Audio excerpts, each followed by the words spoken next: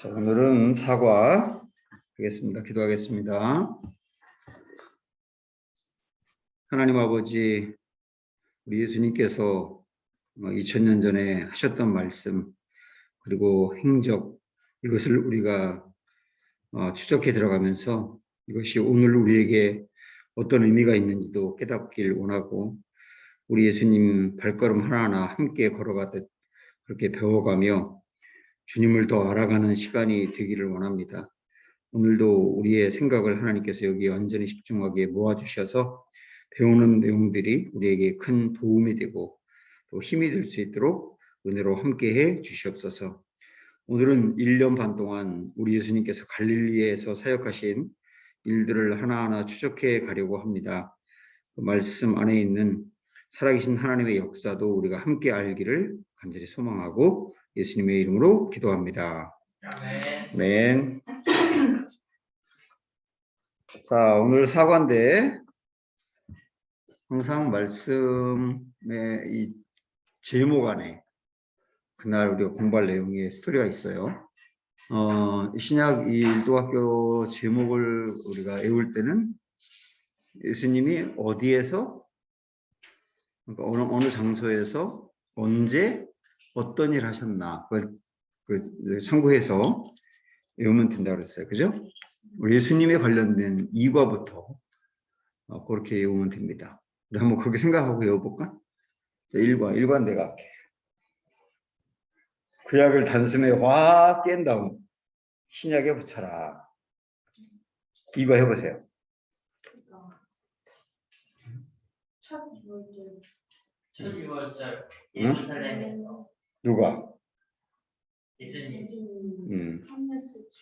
천뉴스 주인공으로 뜻이다. 그러니까 언제 어디에서 무슨 일이 있었나 이렇게 생각하면 되죠. 그러면서 우리가 스토리 생각을 해보는 거야. 예루살렘에서 그 탐뉴스 주인공으로 뜨시고 그 다음에 3과로 넘어가면 언제?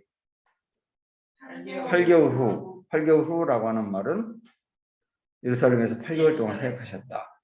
그리고 8개월 후에 어디로 가요? 갈릴리로 이동. 그때 갈릴리도 들썩들썩. 왜 들썩들썩 할까요?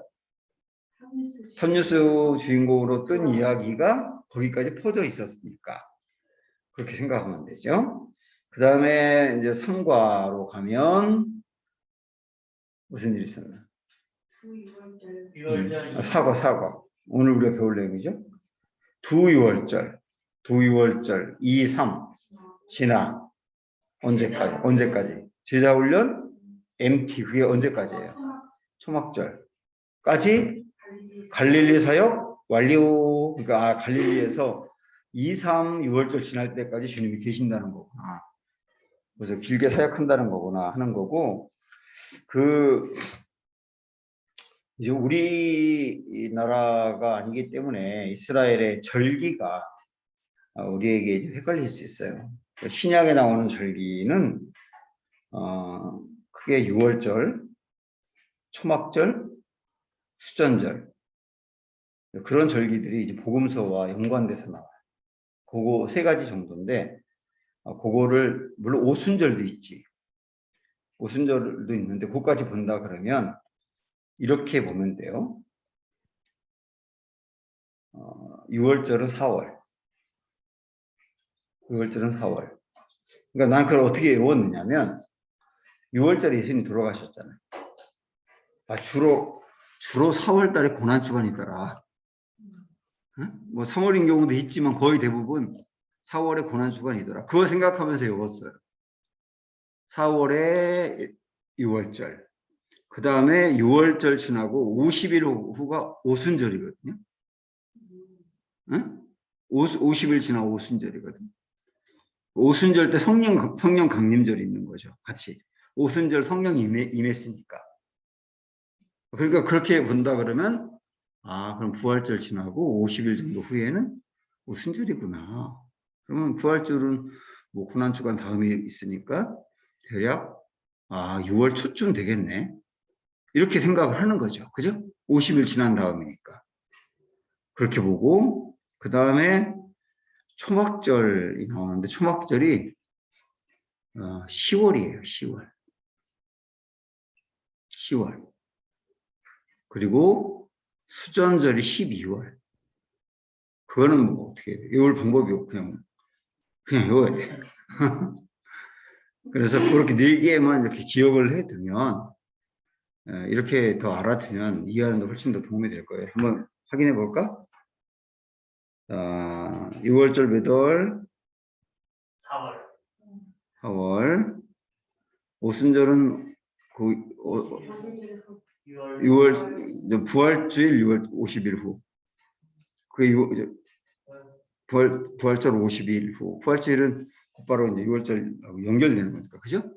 6월절은 원래 이제 유대인의 절기고 구약의 절기인데 이제 그 이후에까지 지금까지도 거의 지키니까 그렇게 되고, 그 다음에 초막절은 몇 월이에요? 10월. 그리고 수전절은 12월. 수전절이 무슨 날인지 알지? 청송월. 그 다음에 초막절은 초막 짓고. 그렇죠. 일주일 동안 베란다에서 지금도 살고. 그러면 그건 언제 무슨 일을 상징할까? 초막 짓고 살아. 광야. 광야에서 이스라엘 백성들이 진을 치면서 살았던 것을 기억하는 거예요. 오케이. 6월절은 뭐 일어나 알죠? 이스라엘 출애굽할 때 그때 이렇게 연결된다는 것을 참고로 알아두고, 자, 오늘 이제 우리가 배우려고 하는 내용은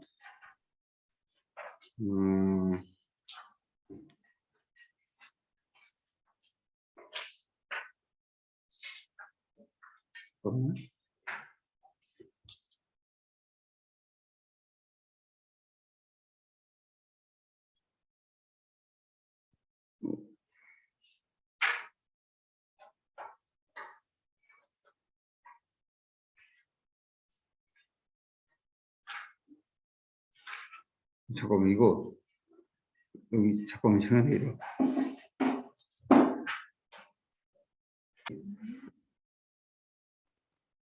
자, 오늘 우리가 배울 범위는 여러분이 이거에 좀 익숙해 있어야 돼요, 이제.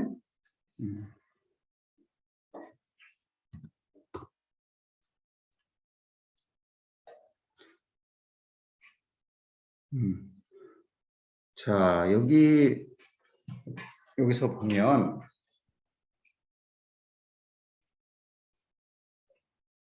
그동안에 배웠던 거 참고로 쭉 보세요. 6월절 1, 2, 3, 4 이렇게 찍는 게 중요하다고 그랬어요. 6월절일 때 첫 번째 6월절에 성전 청결 사건, 두 번째 6월절 연못 사건, 세 번째 6월절 오병이어, 네 번째 6월절 십자가 체험. 요거 꼭 기억을 해둬야 되고, 우리 지난주에 배웠던 게 지난주에 성전 청결 사건이 중요하다고 그랬어요. 6월절에 있었던 게 다 중요한 사건이에요. 성전 청결 사건은 우리에게 어떤 질문을 던진다 그랬지. 예수 그는 누구인가? 예수 그는 누구인가? 이게 복음서 그 뒤로 계속 이어져 가고 있다. 그리고 예수님이 십자가에서 못 박힐 때쯤에 명확하게 밝히는 거죠. 예수님이 하나님이시며 그리스도다. 이것을.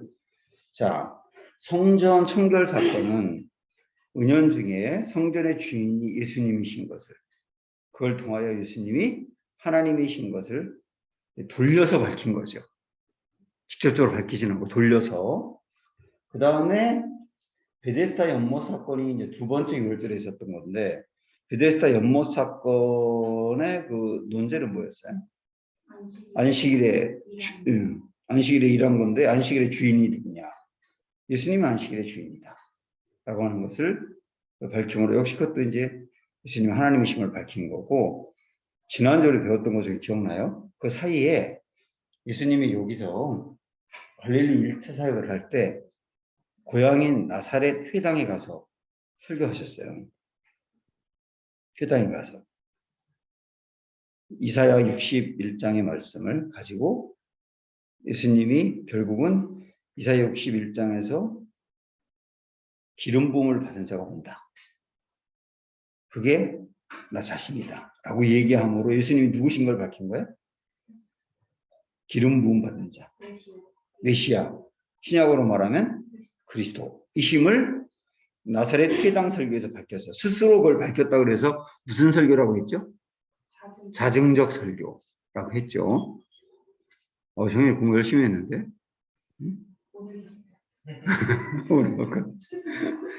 네. 그렇게 해서 요 이제 그 중요한 사건과 함께 그 포인트들을, 그러나 늘 계속 중요한 사건이 있을 때마다 가는 거는 예수님이 누구시냐. 결국은 복음서도 예수님이 누구신지를 우리에게 알려주는 게 목적인 거고. 그렇죠? 자, 그렇게 해서 지난주에 갈릴리 1차 사역까지 하고 베데스다 연못 사건 한 다음에 오늘은 베데스다 연못 사건이 있고 난 다음에 여기 예루살렘 사역이라고 그랬는데 이 부분은 성경에 거의 찾아보기 어려워요. 그래서 여기에 물음표가 있는데 여기에 물음표가 있는 이유는 이 베데스다 연못 사건 그 두 번째 유월절 끝나고 예수님이 예루살렘에서 곧바로 갈릴리로 가셨나? 아니면 무슨 사역 가셨나 잘 모르겠다는 거예요. 그래서 물음표를 찍었는데 아마도 곧 가신 거로 보여요. 그 이유는 좀 더 나오고요. 그리고 갈릴리로 가셔가지고 여기에 1년 6개월 동안 갈릴리에서 사역하셨다. 이걸 갈릴리 2차 사역이라. 이게 1차 사역, 2차 사역, 그죠? 갈릴리 2차 사역도 반으로 나누어서 1년 동안 했던 사역하고 6개월 동안 했던 사역하고 이렇게 나눌 수 있는데 그 나누는 기준은 세 번째 유월절인 오병이어 사건을 기점으로 앞뒤로 나눠지는 거예요. 그래서 오병이어 사건을 기점으로 앞에는 여기 대중사역, 응? 대중들을 향한 사역이니까 대중들을 향해서 말씀 전하고 기적 베푸시고 그런 일들을 주로 하셨다는 얘기고, 그 다음에 요 이후에는 오병이어 사건 이후에는 제자들에게 집중하는 사역. 그것도 이유가 있어요. 그것도 이유가 있고 그것도 다 배우는데, 그래서 대중들에게 집중했던 사역을 하실 때는 여기 보면 가버나움을 중심으로 이곳저곳 가버나움 중심으로 갈릴리 일대를 돌아다니면서 전도하시고 그 다음에 많은 말씀들을 전하는데, 이때 여기 보면 이해라고 되어 있죠. 이해가 이제 예루살렘인데요. 예루살렘 본부 측에서 감시한다 이렇게 했는데 예수님이 베데스다 연못 사건에서 당신이 하나님이신 것을 밝히셨거든요. 그것으로 인해서 나와 하나님이 동일하다 그랬잖아, 지난주 우리가 배운 것처럼. 그래서 이제 그 유대교 지도자들이 이 예수 그냥 두면 안 된다 해서 집중적으로 가는 곳마다 따라다니면서 고발할 증거를 찾는 거예요. 무슨 말을 했나 그걸 다 조사해가지고 나중에 고발할 때 이런 증거들로 사형을 받아야 된다. 이렇게 하려고 끊임없이 따라다닌단 말이죠. 그런 일들이 있고 난 뒤에. 그래서 예수님이 이제 오병이어 사건이 있고 난 뒤에 제자들 집중 훈련을 시키는데 제자들을 데리고 갈릴리 북방에 그 이스라엘 영토 넘어서 이방 지역을 다니기도 하고요. 결정적으로 가이사라 빌립보라고 하는 곳에서 제자들을 훈련시키는, 오늘 배우는 내용 중에 그 부분이 제일 중요해요. 이따가 배울래요. 그 훈련시킨 것까지 하고 그 다음에 그 끝난 다음에 이제 드디어 1년 반 만에 예루살렘을 올라가는데, 이때 예루살렘으로 가신 다음에 더 이상 갈릴리로 못 가신 거죠. 그렇게 오늘 배우는 범위가 이렇게 된다는 거 보시고, 자, 오늘 배울 내용만 좀 좁혀서 보면 이렇게 되죠. 두 번째 유월절 이후에 세 번째 유월절 지나 초막절까지의 갈릴리 사역 이렇게 됩니다. 왜 이게 1년 반이냐면 유월절이 4월, 초막절이 몇 월이에요? 초막절이 10월. 그러니까 4월부터 5, 6, 7, 8, 9, 10, 6개월에다가 세 번째 6월절 기간 아예 안 갔으니까 1년이 더 지나갔죠. 그래서 1년 6개월인 거예요. 이렇게 배우게 됩니다. 자, 이거 정리가 됐죠? 네, 오늘 범위가 그렇게 된다는 거 아시고. 자, 오늘의 이제 포인트를 보면, 5가지인데, 첫 번째는 두 번째 6월절과 세 번째 6월절 지나 초막절까지 오늘 배우는 내용의 범위를 한번 잡아보고요. 오늘 지금 얘기한 거로 거의 범위를 잡았어요, 사실. 그 다음에 두 번째 6월절부터 세 번째 6월절 때까지 있었던 일. 대중사역이겠죠, 그죠? 그 다음에, 오병이어 사건. 이것도 굉장히 중요해요. 네 번째는 오병이어 사건인 부활절 세 번째 이후 초막절 때까지 있었던 일들하고, 그 다음에 아까 얘기했던 가이사라 빌립보에서 MT. 이게 중요하다고 그랬죠. 거기까지 보겠습니다. 자, 다 함께 읽어봅시다. 정연아, 여기 좀 읽어줘봐.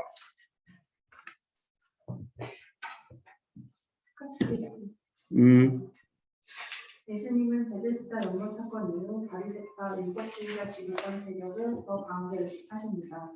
이들은 모든 자기들의 진짜성 세력과도 야합하는 현실주의자 바리새파 그룹들이었을 것입니다. 겉으로는 영적 지도자입니다. 그러나 가장 어려운 과거들의 근도 빼앗을 정도로 그를 추적하는 이들 인격자들입니다. 베데스다 연못 사건까지 예수님을 따라와 보니 결국 예수님은 도전장을 던지신 셈입니다. 예루살렘 수뇌부가 공격 목표물이었습니다. 왜냐? 그들이 왕권을 쥐고 있기 때문입니다. 이 나라가 어떤 나라입니까? 창세기 12장부터 시작한 나라입니다. 더욱이 창세로부터 시작된 세계 역사 흐름 속에 이어지는 하나님의 왕권을 드러내는 나라입니다.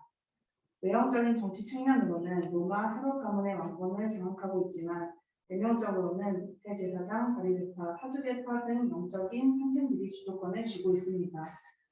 마치 유다 말기 왕들이 나라를 다스릴 때 예레미야를 반대했던 거짓 선지자들이 백성들을 인도했던 것처럼 말입니다. 소경이 소경을 인도하듯이 말입니다. 전쟁입니다. 예수께서는 지금 도전하고 계십니다. 로마에게도 헤롯 가문에게도 그리고 유대의 선생들에게도 내가 유대인의 왕이다 라고 말입니다. 유대인의 왕은 세계사의 왕이십니다. 다시 말하면 예수님은 지금 세상에 오셔서 그것을 주장하고 계시는 중이다 이 말입니다. 왕싸움을 하는 중입니다. 성경은 정말 왕싸움 이야기 구약 관점입니다. 대당초 예루살렘 성전의 장사꾼들을 채찍으로 내어 쫓으실 때부터 예수님은 그 메시지를 세상에 던지셨습니다. 두 번째 6월절 때도 마찬가지셨습니다. 내가 안식일의 주인이다. 나는 하나님의 아들이다. 나는 하나님과 동등한 존재이다입니다. 그러므로 두 번째 6월절 베데스다 연못가에 있던 38년 된 관계를 고치신 사건이 앞으로 미칠 영향이 얼마나 대단할지 예수님은 알고 계셨습니다. 공적으로도 죽여야 한다고 발표했으니 말입니다. 예수님은 이런 분위기를 뒤로하고 곧 예루살렘을 떠나신 듯합니다. 더 이상의 정보가 사복음서에는 없습니다. 예수님은 다시 갈릴리로 향하십니다. Y좌표 이동 순간입니다. 사복음서 기록을 보면 앞으로 엄청나게 많은 갈릴리 사역들이 수북하게 쌓여 있습니다. 자, 이제 두 번째 6월절을 지나 다시 갈릴리 사역이 시작됩니다. 네, 갈릴리로 오셨어요. 자, 그 밑에 다 같이 읽어봅시다 보면 우리는 지금 XY 좌표를 따라 이동 중인 거 아시죠? 6월절 사건을 뒤로하고 Y좌표 이동 순간부터 그 이후 다시 Y좌표 이동 순간인 초막절 때까지를 우선 범위로 잡아놔야 해요. 도대체 왜 초막절 때까지냐? 자, 배워보십시다. 그랬네요.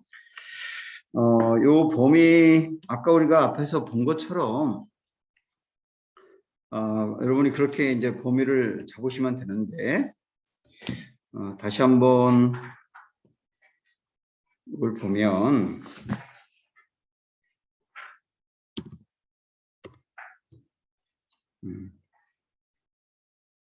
계속 반복해 좀 보는 게 좋아요. 요 기간 동안이거든요. 여기 갈릴리 2차 사역. 이렇게 오병이어 사건, 대충 사역, 직전 사역 이렇게. 자, 여기까지 이렇게 배우게 되는데 일본에 두 번째 유월절 이후, 두 번째 유월절 베데스다 연못 사건 이후 다시 갈릴리로 가심입니다. 다시 주님은 갈릴리로 가세요. 갈릴리로 가심. 거기다 여러분 글을 쓰시면 돼요. 다시 갈릴리로 가심.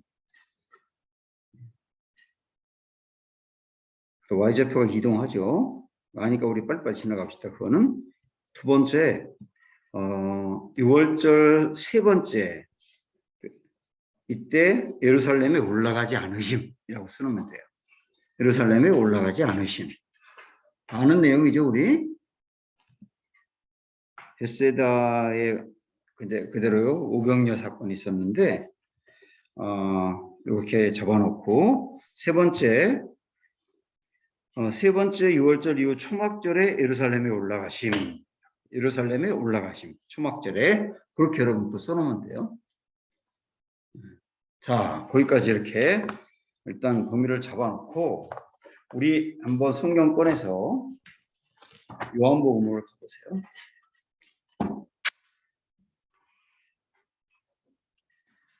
요한복음 일단 6장으로 가보면 이렇게 자꾸 우리가 반복해 보면서 눈이 열려야 되는데 요한복음 4장에서 5장이 뭐냐면 베데스다 연못 사건이거든요. 그런데 6장은 뭐냐면 오병이어 사건이에요. 자, 성경 보세요. 5장은 베데스다 연못 사건이에요. 시작이. 그지? 그죠? 여러분 거기 성경에다가 6월절 두 번째라고 써놨죠. 그 다음에 6장으로 넘어오면 6장 4절을 보세요. 마침 유대인의 명절인 6월절이 가까운지라 그랬죠. 그죠? 6월절이 가까운지라. 거기 6월절에다 뭐라고 써야 되느냐면 6월절 3이라고 써놔야 돼요. 그죠? 그러면 이제 이걸 보면서 이렇게 알아야 돼. 아, 요한복음 5장하고 6장 사이에 1년이 지났구나. 그러니까 그거 무슨 말일까, 정연아? 5장은 베데스다 연못 사건 기록하고 6장은 오병이어 사건 기록했다면 1년 동안 갈릴리에서 했던 사역은 요한복음 없다는 뜻이지. 그지? 그거는 마태, 마가, 누가에만 나와 있는 거예요. 그렇게 보셔야 되고, 그 다음에 6장 넘어가서 7장으로 딱 넘어가면 7장 2절 보세요, 한번. 유대인의 명절인 초막절이 가까운지라 그랬죠. 초막절에다 여러분 10월이라고 써놔보고, 자, 그러면 이제 여러분이 대답하세요. 요한복음 6장은 세 번째 6월절이었어. 4월달. 그런데 7장으로 넘어오니까 10월달이 됐네. 그지? 그럼 그 사이에 6개월 동안의 얘기가 없다는 얘기죠. 이렇게 이제 정리가 되죠. 그러니까 요한복음은 여기서 우리가 아는 거, 요한복음은 그러면 주로 예루살렘의 사역을 기록하고 있구나. 이걸 알아야 돼. 응? 그리고 7장 이후에 그 뒤까지 계속 예루살렘에서 있었던 일만 기록하거든. 그러니까 이렇게 보면 돼요. 요한복음은 하여튼 5장부터는 그 뒤는 무조건 예루살렘에서 있었던 일만 기록하는구나. 근데 요한복음이 엄청 중요하죠. 그러니까 예루살렘에서 있었던 일들이 굉장히 중요하다는 얘기예요. 지금 내가 이야기한 거를 꼭 알아야 돼. 꼭. 정리 한번 할까?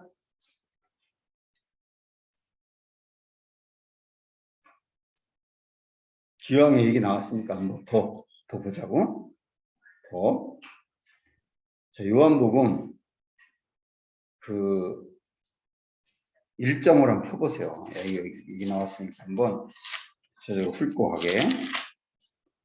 요한복음 1장 보면 앞부분은 예수님이 육신을 입은 말씀이다 라고 하는 게 서론적으로 나와 있고, 그 다음에 세례 요한 이야기가 19절부터 나오다가, 그 다음에 예수님이 등장한 다음에 요한의 제자들 몇 명이 예수님 따르는 이야기 이런 거 나오죠.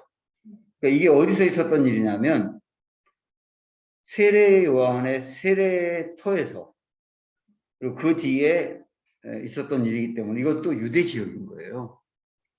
응? 유대 지역. 그리고 2장에 와서 가나 혼인잔치는 갈릴리 지역에서 있었던 일이야. 가나 혼인잔치는. 그런데 13절 보면 이때 성전을 깨끗게 하는 성전 정화가 나오죠. 13절에. 이것도 어디서 있었던 거지?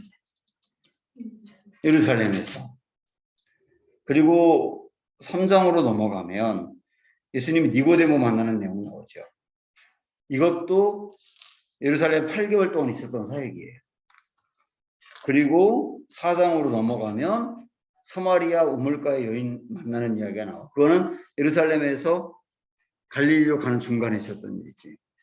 그렇게 하고 4장 뒷부분에서 왕의 신하 고치는 이야기는 갈릴리에서 있었던 이야기예요. 4장 43절부터. 그리고 5장부터는 계속 예루살렘에서 있었던 얘기가 나옵니다. 5장 두 번째 6절. 6장 오병이어 사건은 저기 예루살렘이 아니라 갈릴리 지역에서 있었는데 6월절에 있었던 사건. 그지? 그리고 7장으로 넘어오면 초막절. 이렇게 가기 때문에 거의 요한복음은 예루살렘 내지는 유대에서 있었던 사역을 거의 기록하고 있다. 예외는 몇 군데 없어요. 그렇게 하고 오늘 배우는 내용에 1년 반 동안 있었던 사역 중에 요한복음에 나오는 거는 오병이어 사건밖에 없는 거야. 나머지 전부 다 마태, 마가, 누가에 나오는 사역이죠. 그렇게 여러분이 좀 아시면 좋을 것 같습니다.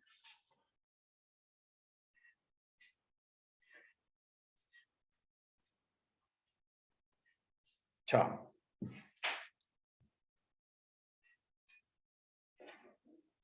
예수님이 이 기간 동안 1년 반 기간 동안 갈릴리에서 2차 사역하실 때 굉장히 많은 활동을 하세요. 이때 성경에 여러분 봐도 아주 많은 사건들이 나와 있고 그 다음에 대중사역 하시다 이제 제자훈련으로 집중하는 이런 과정들 이게 쭉 나와 있는. 요거 오늘 아까 우리가 보면서 범위 잡아놨던 거 그 얘기를 좀 하고 있는 거예요. 요 범위 잡혔죠 일단?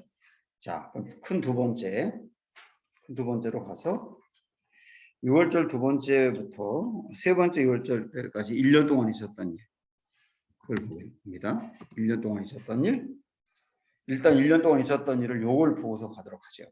여기 한번 밑에 보면 두 번째 6월절부터 세 번째 6월절 사이 1년 동안이에요. 이때 위에 있으면서 안식일 특집 얘기 12명의 제자를 이때 확정해요. 12명의 제자가 완전히 확정된 게 예수님 사역 1년 정도 지나고 난다. 처음부터가 아니라. 그 다음에 산상수훈도 이때 얘기해요. 그리고 가버나움 여러 지역을 다니면서 순회한 이야기. 가버나움이 옛날 가버나움 이렇게 조감도 같이 이렇게 그림으로 그려 있는 걸 봤는데 와 예수님 당시에 그 가버나움은 집들이 다닥다닥 붙어 있어. 거기가 도시였어요. 갈릴리의 굉장히 중요한 중심 도시. 거기서 이것저것 다니면서 우리 주님 순회하신 이야기인데 그 내용을 보겠습니다. 자, 우선 책에 보면 두 번째 6월절 이후에 이슈는 뭐였느냐? 한번 생각을 해봅시다. 우리 두 번째 6월절에 있었던 얘기는 베데스다 연못 사건. 이슈는 안식일. 그 이후의 이슈도 안식일인 거예요. 예수님이 안식일날 병자 고치고 막 그랬던 거가 우리가 지금 생각할 때 아유 뭐 안식일에 그렇게 당연히 고칠 수도 있지 하지만 그때 당시 분위기로는 절대 있을 수 없는 굉장히 쇼킹한 일이었어요. 성전 청결 사건만큼이나. 그 이후에 예수님에 대한 관련된 이야기는 안식일 얘기가 나오는데 자, 우리 누가복음을 한번 잠깐 펴보실래? 누가복음 6장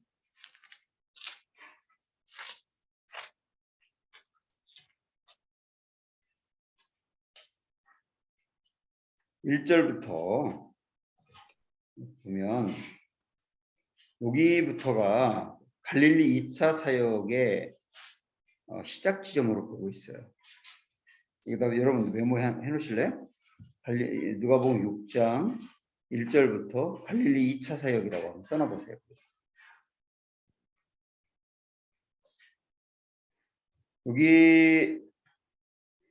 여기 보면 안식일에 미리 이삭을 자르다 이렇게 나오죠.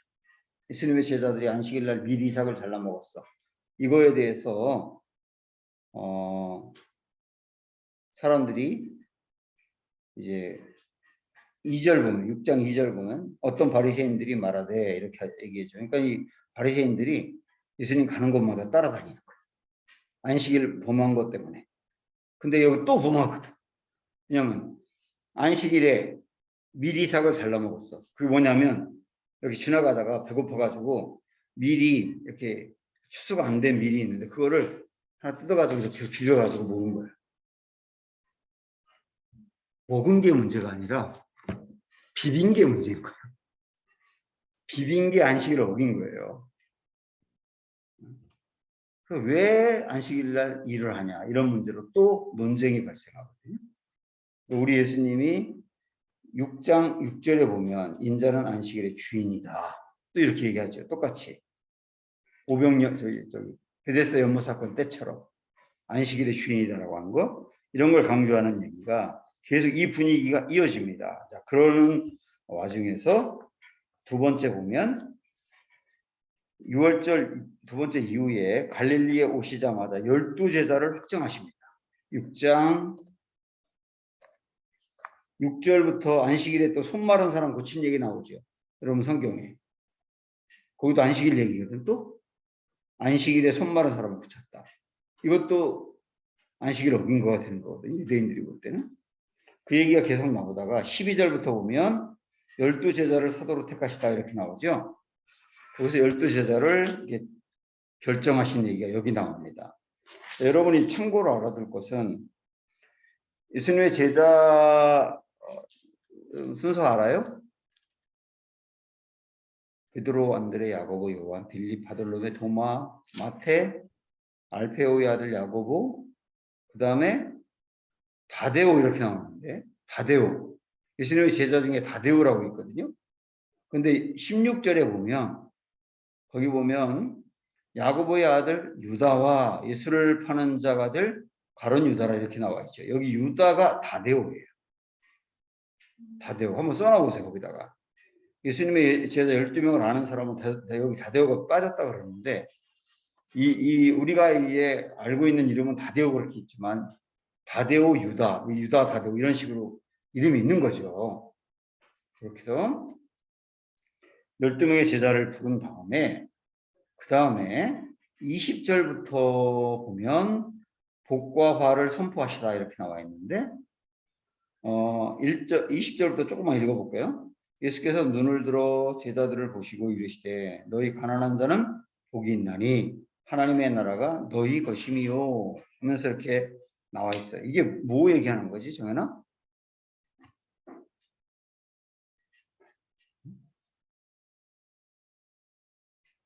가난한 자는 복이 있나니 하나님 나라가 너희 것이요. 줄인 자는 복이 있나니 너희가 배부름을 얻을 것이요. 이게 무슨 얘기예요? 팔복 이야기예요. 팔복. 근데 마태복음의 5장에 팔복이 나오는데 마태복음 5장하고 누가복음 6장하고 약간 다르게 나오지만 팔복인데 이 팔복을 포함해서 20절부터 여러분이 뭐라고 쓰면 되냐면 산상수훈이라고 써놓으세요. 산상수훈. 산상이라는 말은 산 위에서 수훈, 교훈이 될 말씀을 주셨다는 거거든요. 그래서 산상수훈인데 이 산상수훈이 여기에는 6장에 이렇게 나오거든요. 6장 끝에까지 쭉 나오는데 이게 마태복음은 5, 6, 7장 3장에 걸쳐서 나와요. 산상수훈이. 그 산상수훈 이야기 조금 더 잘 이해하기 위해서 마태복음 5장으로 가봅시다. 마태복음 5장. 자, 일단 여러분이 그 마태복음 5장부터 보면 5장부터 6장, 7장까지가 산상수훈이라고 그러죠. 이게 이제 그와 같은 말씀이거든요. 그러니까 이제 우리 알았어요. 아, 마태복음 5장 이거는 저기 두 번째 6월절이 지난 다음에 있었던 일이구나. 이렇게 알 수 있죠. 이 산상수훈의 맨 처음 시작은 팔복이거든. 팔복인데 한번 보세요. 팔복이 어떤 게 있나? 5장 2절, 3절부터 보면 심령이 가난한 자는 복이 있나니 천국이 그들의 것이며 이렇게 나왔어요. 그러니까 심령이 가난한 자라고 하는 말은 이건 육체적으로 가난하다 그 얘기가 아니라 마음이 가난하다 그 얘기예요. 마음이 가난하다는 말은 내가 현재 이 모습으로는 뭔가 부족하고 채워지지 않고 나에게 하나님으로만 채울 수 있어요. 내가 현재 가지고 있는 것으로 난 배부를 수 없고요. 하나님이 내게 내 마음을 채워줘야만 만족할 수 있어요. 라고 하는 사람이 심령이 가난한 사람이에요. 그런 사람이 복이 있다. 이렇게 시작을 하는 거거든. 그 다음에 애통하는 자는 복이 있다. 그 말은 애통한다는 말은 현재 나의 모습을 보면서 현재 나의 모습이 부족한 것을 보면서 이대로는 안 되는데 이렇게 신앙생활을 하면 안 되는데 이렇게 스스로 자기 자신을 보면서 애통해 하는 사람 이런 사람이 복이 있다는 거예요. 그 다음에 또 5절 보면 온유한 자는 복이 있다. 온유한 자는 겉으로는 되게 부드러워. 근데 속으로는 되게 강건해요. 그런 사람은 복이 있다. 그리고 6절에 보면 의에 줄이고 목마른 자라고 했는데 뭐에 줄였다고 그랬어요? 의에 줄이고 목말랐대. 어떻게 하면 의롭게 살 수 있을까? 어떻게 하면 깨끗하게 살 수 있을까? 이런 거에 목말라 있을 정도로 갈급해하는 거예요. 그런 거를. 그런 사람들이 복이 있다. 그 다음에 긍휼히 여기는 자, 다른 사람을 불쌍히 여기는 사람. 그런 사람이 복이 있다. 그 다음에 마음이 청결한 자, 마음이 깨끗한 사람. 이런 사람. 그 다음에 화평케 하는 자, 어딜 가든지 피스메이커가 되는 거죠. 그 분위기를 화평하게 하고 다른 사람과의 관계도 화평한 쪽으로 이끌어가는 사람. 이런 사람 복이 있다. 의의를 위하여 박해를 받는 자. 의롭게 살기 위해서 고난을 당하는 사람이 복이 있다. 이렇게 8가지거든. 자, 그러면 만약 은밀이가 이 친구들한테 진짜 복은 이런 거야라고 이 8가지 소개하면 내 친구들 뭐라 그럴까? 믿지 않는 사람. 응? 은미가 예를 들어 은미 친구한테 얘야 너 지금 너의 현재 모습을 바라보면서 이렇게 살면 안 되는데 라고 생각하고 애통해 하는 거 그게 복이야 라고 말하면 친구가 뭐라고 할까?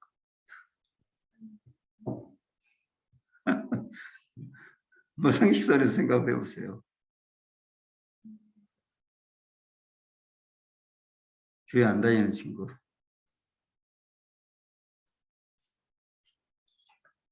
그러니까 이 8가지를 일반 사람들한테 이게 복이라고 말하면 그 무슨 복이냐고. 그렇죠? 하나도 이 중에 하나도 복이라고 생각하는 게 없어. 믿지 않는 사람들은 뭐가 복이라고 그러냐면 돈 많은 거, 건강한 거, 내 자녀 잘 되는 거 이런 게 다 복이지 하나도 이 8가지가 들어가지 않아요. 그러니까 이 말은 뭐냐면 우리 예수님이 시작한 거야. 제자들 12명을 딱 세운 다음에 이렇게 사는 사람들이 제자야. 응? 이렇게 사는 사람들이 제자야. 라고 하면서 제자의 길에 대해서 얘기했어. 그게 산상수훈이에요. 그러니까 나도 그렇고 여러분도 그렇고 주님의 제자의 길을 걸으려고 하는 사람들인데 이거는 뭐냐면 우리 생각에서 복의 개념부터 바꾸자. 복의 개념부터 바뀐 사람이 주님의 제자가 될 수 있다. 그러니까 내가 교회를 다니는데 복이라고 하는 거를 믿지 않는 내 친구들하고 똑같이 그게 복이야. 그러면 제자의 길에 들어서기 어렵다는 거예요. 복의 개념부터 바꾸자. 복의 개념부터. 그러면 이 8가지 보면서 내가 심령이 가난하게 만들면 복이 있다 이런 개념이 아니고 현재 나의 마음에 한번 잘 생각해 보세요. 나의 마음에 현재 내가 이 모습으로는 안 되고 내 안에 주님으로만 채워져야 돼 만족이 돼 라고 생각을 한다면 당신 복받은 사람입니다. 이 말이에요. 응? 그다음에 애통하는 것도 마찬가지인데 이렇게 살면 안 되고 신앙생활 더 잘해야 되는데 이건 아닌데 뭔가 내가 현재 부족하다고 생각하고 그다음에 마음을 안타깝게 여겨 내 마음이 그런 상태라고 한다면 당신 복 받은 사람입니다. 이렇게 말하는 거예요. 이렇게 하면 조건으로 복을 받는다가 아니라 그런 마음의 상태인 사람은 이미 복을 받은 거다. 그렇게 하고 생각하고서 여러분 보세요. 우연히 어떤 것 같아? 응? 복 받은 사람인 것 같아? 저요? 복 받은 사람이었다는 아니었다. 응? 그러면 왔다 왔다 갔다 하는 거야. 정현아 어떤 것 같아요? 잘 생각을 해봐.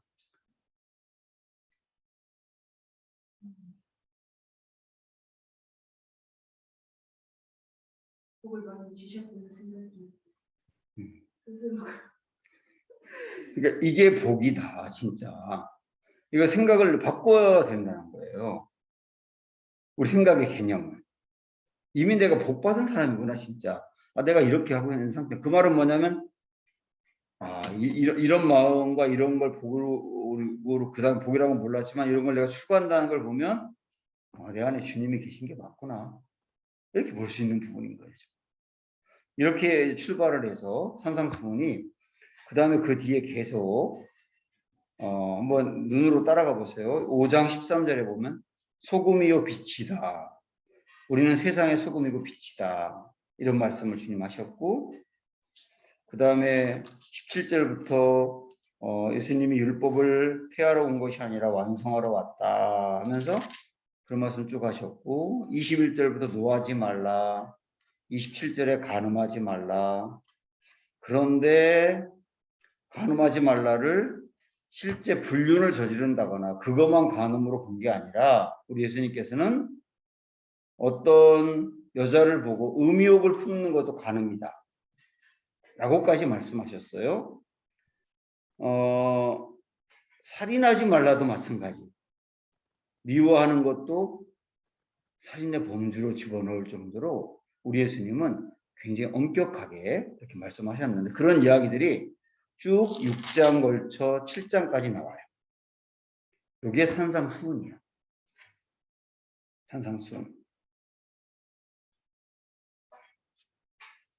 보아가 같은 말씀이고 이 말씀들을 제자들에게 주시면서 나를 따르는 길이 이런 길이다 라고 말씀하셨거든요. 예. 이거는 여러분께서 이번 주에 읽어볼 건데 관점을 가질 때 우리 예수님이 이렇게 생각하신 거다. 나는 이 산상수훈을 제목을 붙이라고 한다면 이렇게 말하면 좋을 것 같아. 땅에서 하늘을 사는 사람. 응? 땅에서 하늘을 사는 사람. 이 땅에 있지만 하나님 나라의 관점과 하나님 나라의 사고를 가지고 사는 사람은 누구냐? 이게 산상수훈이라는 거예요. 우리 예수님은 이렇게 살라라고 이제 밝혔지만 결국 제자들이 이렇게 말씀하시는 거죠. 지금부터 너 나의 제자가 됐는데 너희들이 나를 따라와봐. 그럼 내가 이런 삶을 살도록 이끌어 갈 거야. 이렇게 말씀하신 거예요. 그래서 제자들은 처음에 예수님을 따를 때 절대 이렇게 살지 못했어. 사실 예수님 돌아가실 때까지. 그런데 그 이후에 계속 주님을 따르는 삶을 살고 주님과 함께 하다 보니 이런 삶으로 바뀌어가는 거죠. 우리도 마찬가지. 지금 걷는 나의 모습이 산상수훈과 많이 다르다 하더라도 주님을 계속 따르다 보면 이런 사람으로 바뀌어간다. 이렇게 말씀하시고 약속하신 것이 산상수훈이다. 이 정도로 이해를 하면 되겠어요. 자, 그 다음에 방가로 3번에 보면 그 이후 가버나움을 중심으로 엄청나게 많은 갈릴리 2차 사역을 하심이라고 거기다 써놓으면 됩니다. 갈릴리 2차 사역을 하심.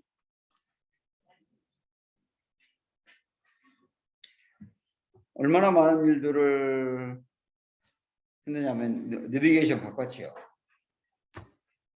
130쪽.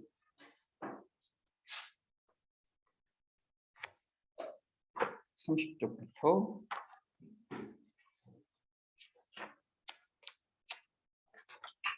자, 여기부터 이제 여러분이 산상수훈이다라고 생각을 하고 읽어야 됩니다. 네, 그리고 산상수훈을 포함해서 갈릴리에서 했던 2차 사역, 1년 동안 했던 사역이에요. 1년 동안 했던 사역들, 1년 넘게 했던 사역들, 그게 내비게이션 어디까지 나오냐면 149쪽까지 나와요.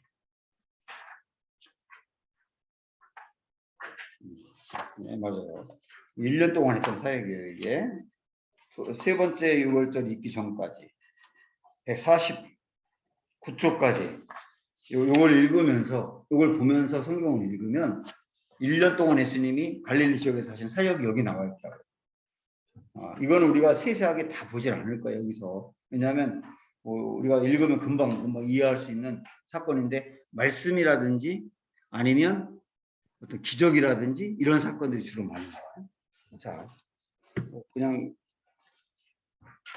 우리 여러분 책에 있는 내용만 간단하게 정리하면 대중사역에 가장 많이 집중한 시기다 이렇게 나오죠. 책에도 그렇게 나오죠.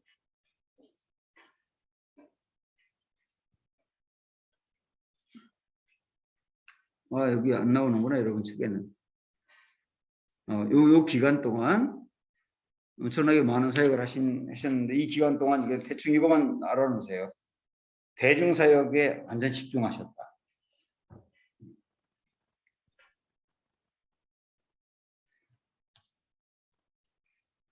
이때 많은 치유를 하십니다. 예수님이. 이것저것 다니면서 많은 치유. 그 정도로 명언만 해놓으세요. 많은 치유하셨다. 그 다음에 또 어떤 일을 하셨느냐면 바리새인들은 이 기간 동안 계속 예수님을 따라다니면서 무슨 말을 하나 이렇게 지켜봐요. 그거를 여기 성경 일도학교에서는 뭐라고 표현하고 있냐면 눈 이렇게 표현해. 아까 우리도 앞에 PPT에 그렇게 나왔었죠. 눈. 그 말은 뭐냐면 바리새인들과 막 서기관들 이런 사람들이 예수님이 하는 말을 계속 예의주시해 보면서 지켜본다라고 하는 말로 눈이라고 할 수 있어요. 자, 그런 일들을 여기서 많이 바리새인들이 따라다니면서 하고, 지금 여러분 책에 안 나와 있는 걸 내가 간단하게 요약만 하는 거예요. 요 기간 동안 무슨 일이 있었는가, 또 어떤 일이 있었느냐면 여러 지역을 주님이 다니면서 순회 전도를 하세요. 갈릴리 일대를 다니면서 지역마다 다니면서 순회 전도를 하세요. 그러니까 많은 말씀을 전하고 치유하고, 그 다음에 순회 전도하고, 그 다음에 비유도 말씀하세요. 이 기간 동안 비유. 유명한 씨 뿌리는 비유 같은 거 있죠. 그런 비유도 이때 다 말씀하셨어요. 비유. 성경의 이 비유는 크게 요 갈릴리 2차 사역할 때 했던 비유가 있고, 나중에 예수님 돌아가시기 바로 전에 했던 비유도 있어요. 그거는 생각을 해보면 예수님 돌아가시기 바로 전에 했던 그 비유는 다 종말에 관한 비유인 거야. 돌아가실 날이 얼마 안 남았으니까. 그런데 씨 뿌리는 비유 같은 경우는 종말에 관한 비유가 아니거든요. 이런 비유는 요 갈릴리 2차 사역 할 때 있었던 일들이에요. 자, 이때 무슨 일이 있었는가만 간단하게 보는 겁니다. 그 다음에 또 예수님의 고향에 왔는데 고향에서 배척받는 일, 이런 일들도 있었어요. 대략 이런 일들을 하셨다. 이 정도 선에서만 우리가 보고 성경을 하나하나 찾지 않고 여러분이 이번 주에 읽어보면서 이런 일도 있었구나 하고 지켜보면 됩니다. 그게 방가로 3번 있었던 일이고, 자, 방가로 4번에 보면 그러면서도 그 다음에 12제자들을 훈련하시고, 그 다음에 12제자들도 사역하게 하십니다. 그러니까 많은 대중들을 대상으로 예수님이 사역을 하면서 대중들 대상으로만 한 게 아니라 많은 12명의 제자들을 훈련시키면서 제자들에게 직접 나가서 예수님처럼 전도하게 하고 치유하게 하고 훈련을 시켜가는 과정도 함께 했다는 뜻이에요. 네, 그런 얘기예요. 뭐 요 정도로 보고 그 다음에 5번째 이 즈음 세례 요한이 참수를 당합니다. 세례 요한이 참수를 당해요. 참수당한다는 건 목 베어 죽는다는 거죠. 세례 요한이 죽어요. 여러분 그 책에 그렇게 나와요. 이 즈음 거기에 세례 요한이 참수당한다. 그러면서 예수님이 대중을 피하신다 그랬는데 요때부터 이제 예수님이 대중을 피하시기 시작해요. 이제 세례 요한이 죽은 것을 알고 예수님도 지금은 내가 때가 아니기 때문에 그러면서 일부러 좀 피하시는 경향이 생긴 거죠. 그러다가 결정적으로 대중을 완전히 피해서 제자들 사용만 해야 되겠다라고 생각하시게 된 이유 중에 하나가 뭐냐면 오병이어 사건 때문에. 오병이어. 한번 왜 그럴까 한번 생각을 해봐요. 자, 예수님 지금까지 1년 동안 했던 사역을 우리 그냥 간단하게 정리했지. 왜 정리하나? 네. 잘 썼는지. 우리 1년 동안 예수님이 대중들 대상으로 굉장히 많은 사역을 하셨어요. 말씀 전하고, 그 다음에 치유하고, 다니면서 전도하고. 그러다가 예수님이 이제는 대중사역 하지 말고 제자들에게 집중해야 되겠다라고 전환하시거든. 전환하게 된 계기가 첫 번째, 세례 요한이 참수당했다. 그 다음은 예수님이거든. 그렇죠? 그러니까 예수님이 지금은 내가 죽을 때가 아니야 라고 판단하신 거예요. 그러니까 때가 아니기 때문에 피하신 게 첫 번째 이유고, 두 번째는 오병이어 사건을 겪고 난 다음에 이제 대중사역은 하지 말고 제자들 중심으로 해야 되겠다 이렇게 생각했단 말이에요. 이상하지 않니? 오병이어에 막 사람들이 엄청 모여들어가지고 예수님을 임금으로 삼으려고 했는데 바로 그것 때문에 그런 거예요. 예수님을 임금으로 삼으려고 하고 예수님을 따르는 목적이 오직 예수님 따르면 우리 먹을 문제 책임진다. 그것만 바라보고 예수님 따르는 걸 보면서 예수님은 대중을 피해서 제자들의 사역으로 집중하시는 거예요. 거기까지만 생각을 하고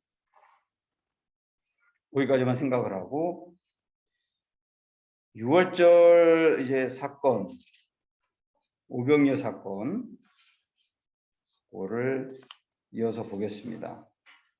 자,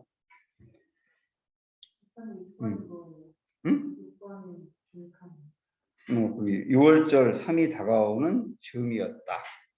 거기 볼 차례예요. 6월절 3이 다가오는 즈음이었다. 거기. 자, 그렇습니다. 그러고 보니 6월절이 가까이 오네요. 세월이 잘도 흐릅니다. 그런데 이번 6월절에는 예수께서 예루살렘에 올라갈 생각을 하지 않으십니다. 이때 무슨 일이 일어나는 줄 아세요? 바로 오병이어 기적이에요. 우리도 벳세다 들려 그로 어이 가봅시다. 보리떡 5개와 물고기 2마리 도시락을 싸가지고 가보자 이랬는데 아마도 예수님이 6월절이 되면 의뢰이 이제 예루살렘으로 다 가거든요. 6월절, 수전절, 초막절, 유전, 절기는 이스라엘의 남자들은 예루살렘 가는 시기야. 의뢰이. 근데 이때 안 가셨단 말이에요. 안 가신 이유도 세례 요한이 참수를 당하고 예수님을 죽이려고 하는 분위기가 너무 격해 있어가지고 그래서 예루살렘에 안 가신 것 같아요. 예수님은 아직 때가 아니기 때문에. 분명히 그러셨을 거예요. 안 가셨어요.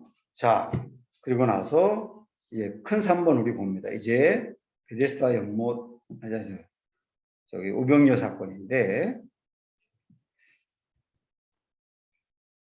자, 여기 오병이어 사건이 요한복음 6장뿐만 아니라 사복음서에 다 나와요. 사복음서에 전부 다. 근데 요한복음 6장에 아주 자세히 나오고 오병이어 사건 이후에도 그 이어지는 이야기가 나오기 때문에 우리가 요한복음 6장을 보는 게 좋아요.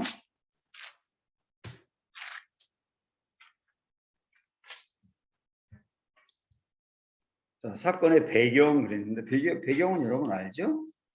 예수님께서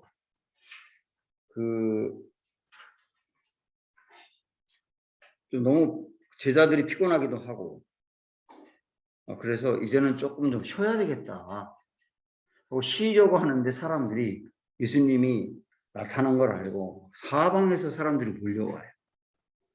그런데 이때 오병이어 사건 때 남자만 5,000명을 먹였다고 하는 성경에 내가 보니까 이때 당시에 나사렛 인구가 500명이었대. 나사렛 전체 인구가 500명. 그런데 여기 예수님 오병이어 사건이 있을 때 장정만 5,000명이 모였다는 얘기는 온 사방에서 사람들이 왔다는 뜻이에요. 장정만 5,000명이면 남녀 아이들 다 포함하면 노인들까지 포함하면 2만 명이 될 수도 있어요. 그래서 우리 성지순례 가가지고 조금 좀 이해가 안 되는 게 2만 명? 2만 명 정도 뭐 너무 많다 그러면 한 15,000명 정도 된다고 더 적게 한다 그러면 한 10,000명 정도 된다고 하더라도 아니 그 사람들을 다 모아놓고 예수님이 어떻게 말씀을 전하지? 마이크도 없는데 궁금하잖아요. 그런 걸 질문했더니 가이드가 조금만 기다리세요 그러더니 딱 들어가서 보는데 그 벳세다 여기 벳세다잖아. 벳세다에 딱 보니까 이렇게 돼 있어. 이렇게 돼 있는데 거기서는요 마이크가 없어도 얘기하면 뒤에까지 다 들려요. 지형 자체가 무슨 말 하는지. 그래가지고 충분히 그게 가능할 정도로 그 지형을 주님이 활용을 하신 건데 거기에 사람들이 어마어마하게 몰렸던 거예요. 그리고 보리떡 5개와 물고기 2마리로 5,000명을 먹이고 나니까 이때 사람들이 여러분 어디를 보면 되냐면 6장 15절 보세요. 6장 15절. 지금 여러분 책에 있는 그 사건 이후 거기로 넘어온 거예요. 지금 거기 있죠? 그 사건 이후. 오병이어 사건 이후에 무슨 일이 생겼느냐면 15절에 보면 그러므로 예수께서 그들이 와서 자기를 억지로 붙들어 임금으로 삼으려는 줄 아시고 다시 혼자 산으로 떠나가시니라. 이 사람들이 이때 이 예수님 임금으로 우리가 결정하자. 그러면서 이 사람들의 생각은 뭐냐면 예수님이 임금이 되면 자기들 먹는 문제는 확실히 책임진다고 보는 거예요. 왜냐하면 물고기 2마리 보리떡 5개로 이만한 사람들 먹이니까 우리 앞으로 먹는 문제는 문제될 거 없다. 그래서 예수님을 임금으로 삼으려고 해요. 그때 예수님이 산으로 올라갔다는 말은 뭐냐면 나 그런 임금 되려고 이 땅에 온 게 아니야 그 말이죠.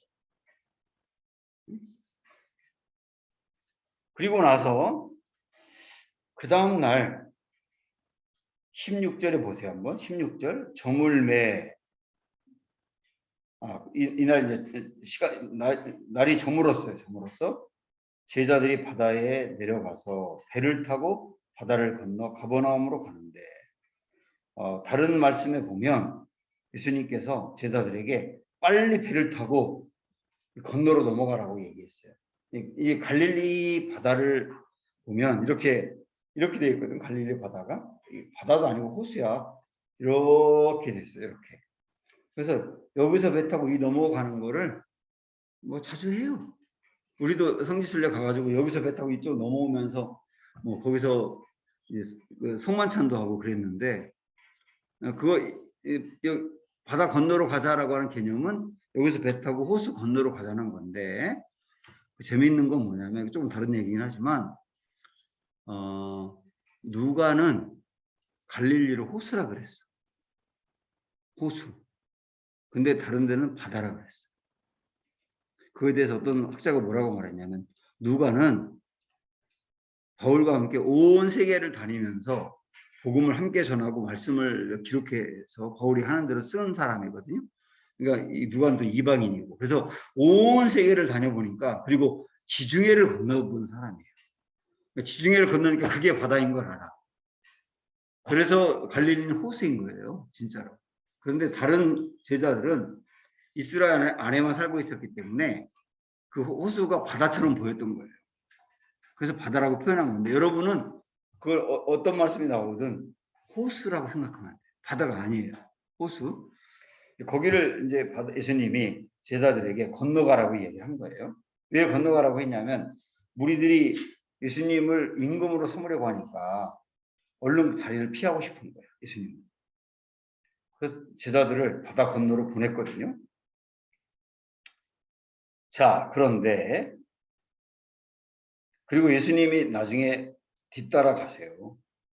그때 바다 위를 걷는 이야기가 나옵니다. 그 유명한 이야기가. 그런데 바다를 건너갔어 이제.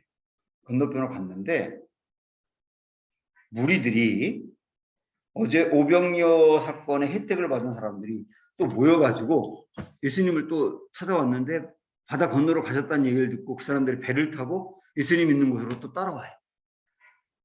그러니까 이때부터 예수님이 그 사람들에게 하고 싶은 얘기를 다 하십니다. 예수님 뭐라고 말씀하냐면 26절 보세요. 한번 25절부터 바다 건너편에서 만나라. 삐어 언제 여기 오셨나이까? 이거 누가 그렇게 얘기하는 거예요? 예수님을 또 만나러 온 무리들, 오병이어 혜택을 받았던 사람들이 예수님에게 언제 여기 오셨어요? 우리가 얼마나 찾았는데요. 이렇게 말하니까 예수님께서 26절에서 예수께서 대답하여 이르시되 내가 진실로 진실로 너희에게 이르노니 너희가 나를 찾는 것은 표적을 본 까닭이 아니요 떡을 먹고 배부른 까닭이다. 이 말은 무슨 말이냐면 당신들이 나를 자꾸 따르는 이유가 표적이라고 하는 말은 이런 거거든요. 오병이어 사건을 통하여 내가 누구인지에 대해서 관심이 없고 응? 내가 베푸는 혜택에 대해서만 관심이 있구나. 이 대목 우리가 한번 신앙생활을 잘 생각을 해봤으면 좋겠어요. 우리가 예수님을 따르는 목적이 예수님이 누구신지를 알기 위해서 따르는 것인데 우리는 예수님이 주는 혜택을 바라보고 따를 가능성이 있다는 거예요. 이 무리들이 그런 거거든요. 지금 그렇게 얘기하시면서 그러면서 27절 보세요. 썩을 양식을 위하여 일하지 말고 영생하도록 있는 양식을 위하여 하라. 썩을 양식이라는 게 뭐냐면 먹고 배부른 그 양식을 말하는 거죠. 그게 우리에게 얼마나 필요한가요? 필요하죠. 필요한데 그걸 위해서만 나를 따르면 안 된다. 나를 따르는 목적은 영생하도록 하는 양식이 있다. 당신들에게 영생을 주는 것을 정말 중요하게 생각해라. 이런 얘기죠. 그러니까 우리가 예수님을 따르는 목적이 먹고 배부름이라고 하는 것은 이런 거라고 보면 돼요. 문제 해결, 소원 성취. 예수님을 따름으로 인해서 내가 뭔가 기도응답 이런 거를 위해서 나를 따르면 안 된다. 물론 기도하지 말란 얘기도 아니고 문제나 이런 게 있을 때 우리 주님 도움을 구하면 안 되는 그런 얘기도 아니에요. 그런데 예수님을 따르는 목적이 육체적이고 물질적인 데 머물러 있어서는 안 된다는 뜻이에요. 영생하도록 하는 양식을 구하라 그 말은 뭐냐면 정말 우리 영혼을 부유하게 하고 영혼을 살찌게 하는 것들에 관심을 가져야 된다. 지금 이 예수님을 따라서 온 사람들은 예수님을 따라서 먹고 사는 거에만 관심이 있지 영적인 거에 관심이 없어요. 그러니까 우리 예수님 그 얘기를 하시는 거예요. 그러면서 자 지금 어떤 분위기인지 알겠죠? 그러면서 예수님이 35절로 넘어가면 뭐라고 말하냐면 예수께서 이르시되 나는 생명의 떡이니 내게 오는 자는 결국 줄이지 아니할 터이요 나를 믿는 자는 영원히 목마르지 아니하리라. 당신들이 나를 따르려고 하면 이걸 위해 따라라. 당신들이 나를 믿는다고 하는 것은 내가 주는 생명의 떡을 받는 것인데 나를 믿으면 영생한다. 영생. 영생할 수 있다. 그리고 영원히 배부르다. 그걸 위해서 나를 따를 수 있겠느냐? 묻는 거거든요. 그리고 그 뒤에 계속 반복적으로 그런 말씀을 하세요. 자, 우리 좀 넘어가서 38절로 가보면 내가 하늘에서 내려온 것은 내 뜻을 행하려 함이 아니요 나를 보내신 이의 뜻을 행하려 함이니라. 나를 보내신 이의 뜻은 내게 주신 자 중에 내가 하나도 잃어버리지 아니하고 마지막 날에 다시 살리는 이것이니라. 내 아버지의 뜻은 아들을 보고 믿는 자마다 영생을 얻는 이것이니 마지막 날에 내가 이를 다시 살리리라. 나 이거 위해서 왔다. 영생을 주려고 왔다. 육신의 어떤 문제를 채워주려고 온 건 아니다. 그건 부수적이다.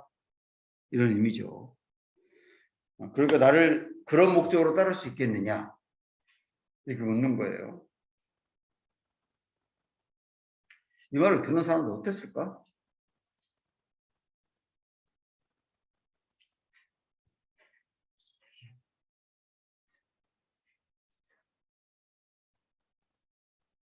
우리 그 주일날 내가 2주 전에 했던 설교 중에 중풍병 걸린 사람 친구들이 들 것에 들고 온 이야기 했었잖아요.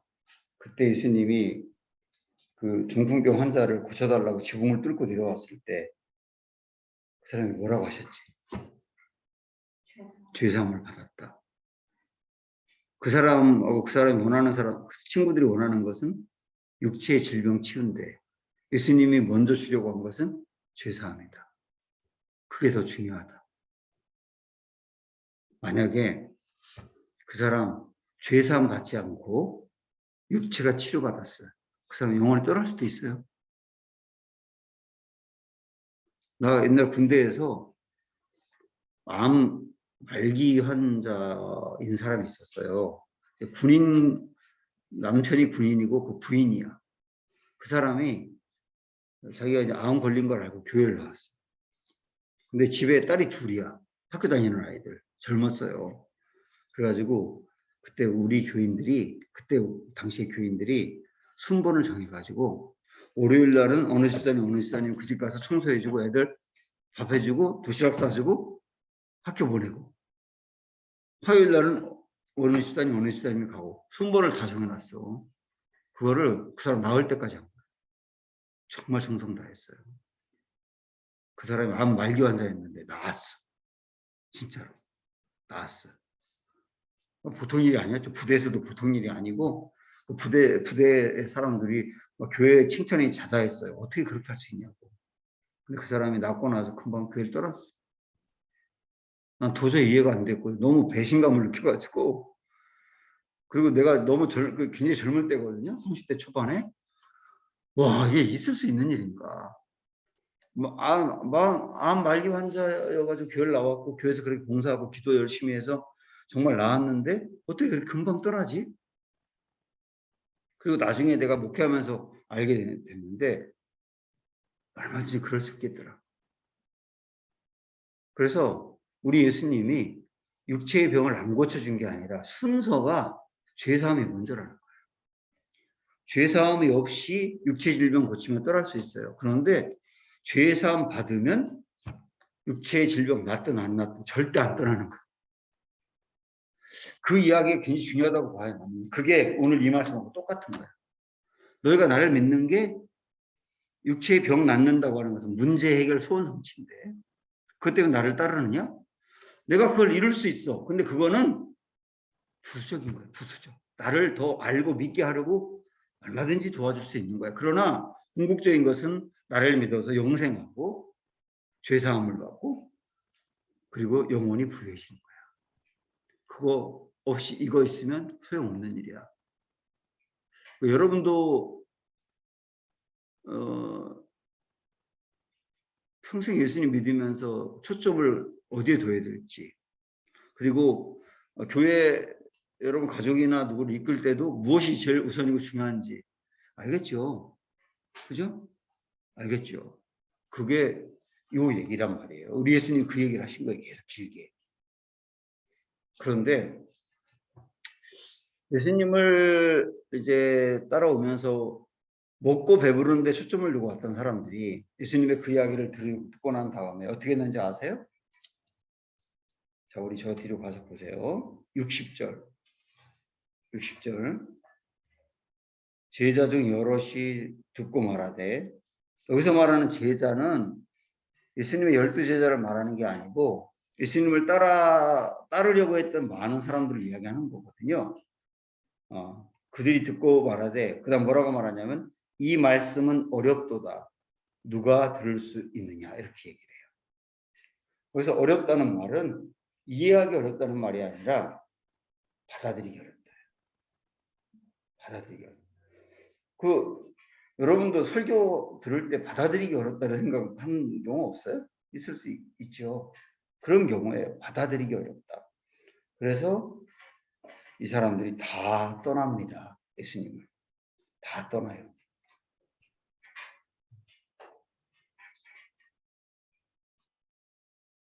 그래서 66절 보세요, 한번. 그때부터 그의 제자 중에 많은 사람이 떠나가고 다시 그와 함께 다니지 아니하더라. 예수님 믿어서 영생하고 영원히 부여해주는 거 그런 거 별로 관심 없어. 예수님 따라다니면서 내가 원하던 거 해결하는 게 더 중요하지. 그거 안 된다면 난 따라갈 이유가 없어. 다 떠났대요, 사람들이 거의 대부분. 그러니까 우리 예수님이 67절에 예수께서 12제자에게 이르시되 너희도 가려느냐 이렇게 물으시거든요. 너희도 떠날래? 내가 가는 길이 이런 길인데 너희도 떠날래? 그러니까 시몬 베드로가 68절에 주의 영생의 말씀이 주께 있사오니 우리가 누구에게로 가오리까? 그거 안 떠나거든요. 위대한 고백인 거죠. 근데 이렇게 고백했던 베드로도 또 나중에 도망을 갔잖아요. 요즘 새벽에 보고 있는 것처럼. 또 도망을 갔죠. 예수님이 진짜 임금이 안 되니까 도망을 간 거거든요. 그러니까 이게 우리에게 참 많은 걸 생각하게 하는 본문이에요. 이 요한복음 6장이. 그래서 여러분 스스로도 나는 지금 어떤 목적으로 주님을 따르는가, 주님을 따르는 동기가 뭔가 하는 것을 정말 진지하게 고민해 보라고 주신 말씀입니다. 이 동기가 흔들리면 신앙이 흔들린다 라고 하는 걸 얘기해요. 자, 그 뒤에 예수님의 해석까지 쭉 다 얘기한 거예요. 지금. 자, 여기까지만 일단 보고 잠깐만 쉬었다가 이어서 얘기하죠. 자, 이제 네 번째, 큰 네 번째 보세요.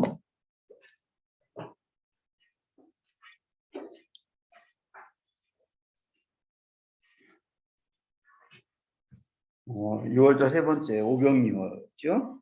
이후에 초막절 때까지 이어지는 일들 이렇게 나와 있는데 여기를 한번 보고서 정리를 한번 하고 갑시다. 자, 지금까지 여기까지 봤어요, 그죠? 오병이어까지. 그 다음에 오병이어 이후에 초막절 때까지 있었던 일들이 요거예요, 바로 지금 나오는 거. 북방 갈릴리 지역, 수로 보내게, 데가볼리 이런 데 다 이스라엘 땅이 아니에요. 요 지역은. 그리고 헐몬산이라고 완전히 이스라엘 그 북쪽에 그쪽에 있는 그 지역을 주님이 주로 다니신 거다. 외곽으로 쉽게 말하면 외곽으로 좀 도셨다 이렇게 봐야 될 수 있죠. 그러면서 은둔이에요. 은둔. 대중사역을 피해서 은둔. 제자들에게 집중하는 훈련. 자, 그리고서 가이사라 빌립보에서 MT가 절정입니다. 그리고 초막절에 이제 예루살렘으로 이렇게 가는 거. 여기까지 보는 거예요. 초막절 예루살렘 가기 전까지. 요 기간인데, 이걸 뭐, 첫 번째 보면, 눈이 계속 따라오고 있다. 눈이 뭐라 그랬어요? 그렇지. 바리새인과 서기관들이 예수님이 무슨 얘기를 하는지 계속 예의주시한다. 거기 한 구절 보고 갈까? 마태복음 15장 한번 봅시다.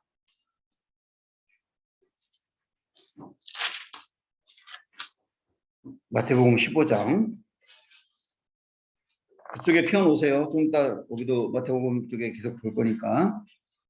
마태복음 15장 1절 2절 보면 그때의 바리새인과 서기관들이 예루살렘으로부터 예수께 나와 이르되, 예수님이 지금 어디 계세요? 갈릴리. 그런데 바리새인과 서기관들이 예루살렘에서부터 왔대. 예수님을 예의주시해 보려고.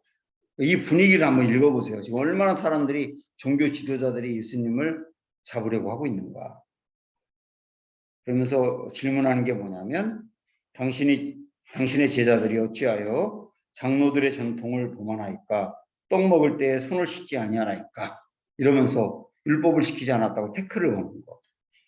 이런 일들이 계속 있는 거죠. 이런 분위기라는 거 좀 아시고. 두 번째, 예수께서 다시 대중을 떠나 이방 나라 지역들로 여행하시면서 특별 제자 훈련시키신 그랬어요. 그러니까 아까 우리가 오병이어가 있은 다음에 예수님이 대중사역에서 제자훈련 중심으로 옮겨갔다 그랬잖아요. 이 대중들을 보면서 아무리 많은 말씀을 듣고 많은 기적을 보고 그래도 예수님을 따르는 목적이 우리 지금까지 계속 고민했던 그 물질적이고 육체적인 문제 해결하는 거, 거기서 벗어나질 않는 거예요. 그러니까 이 무리들은 얼마든지 금방 떠날 수도 있구나. 실제 다 떠났잖아, 나중에. 그래서 제자들 12명을 정말 똑바로 훈련시켜야 되겠다. 우리 주님은 그렇게 결심을 하신 거죠. 그래서 제자훈련 특별사역으로 가십니다. 여기 한번 보세요. 여기 보면 여기 갈릴리 지역인데 우리 주님이 이 이후에 이렇게 어느 지역 중심으로 갔냐면 두로하고 여기 시돈은 이스라엘이 아니에요. 지금도 레바논 땅이거든. 레바논. 두로, 시돈 이런데 이렇게 다니다가 갈릴리 지역에 와서 또 가버나움으로 갔다가 다시 이렇게 또 다시 이렇게 가이사라 빌립보 쪽으로 가는 이런 여정인데 이 주로 이제 자꾸 변방 쪽을 돌면서 은둔하셨다 그 얘기예요. 그러면서 제자들을 특별하게 훈련시켰다 하는 얘기가 나오는데 3번에 보면 그러다 초막절을 앞두고 가이사라 빌립보에서 중요한 발표를 하심했습니다. 여기를 오늘 우리가 집중적으로 지금부터 보려고 해요. 자, 여기 그냥 그림만 한번 보고 갑시다. 가이사라 빌립보에 대해서 나도 여기 갔다 왔거든요. 여기 물이 되게 많아요. 이스라엘은 물이 다 적은데 이 지역은 헐몬산이라고 그 굉장히 높은 산이 있는데 거기가 만년설이야. 높아가지고 눈이 계속 있는 그 눈이 계속 녹아내려서 날씨 좋으면 계속 녹아. 그 녹아서 이 지역으로 오는 거예요. 그러니까 여기가 물이 많으니까 물이 많으면 나무도 많겠지. 아주 울창해. 그래서 이스라엘 사람들이 여기 휴양지로 삼았어요. 많이 와요. 여기에 예수님 가셨다는 뜻이거든요. 여기가 가이사랴 빌립보 이 지명인데 그 가이사랴 빌립보는 가이사 플러스 빌립이야. 가이사가 누구냐 의미야? 성경에도 가이사 나오는데 가이사는 카이사르예요. 카이사르가 누구냐면 로마 황제지. 로마 황제는 전부 다 카이사르라 그래. 시저라고도 하죠. 시저.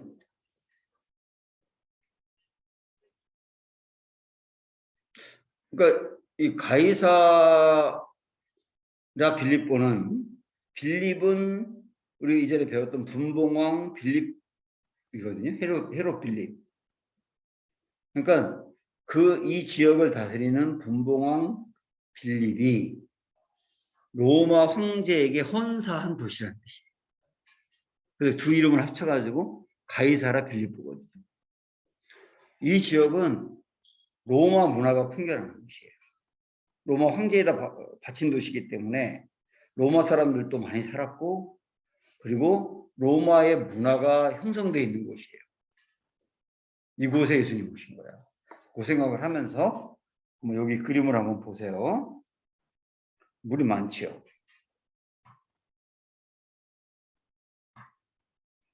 요게 조감도 상상도인데 옛날에 이렇게 신전이 있었을 거다. 지금도 신전 터는 있어요. 근데 이 위에 봐봐. 이 위에 이게 다 뭔가 이거?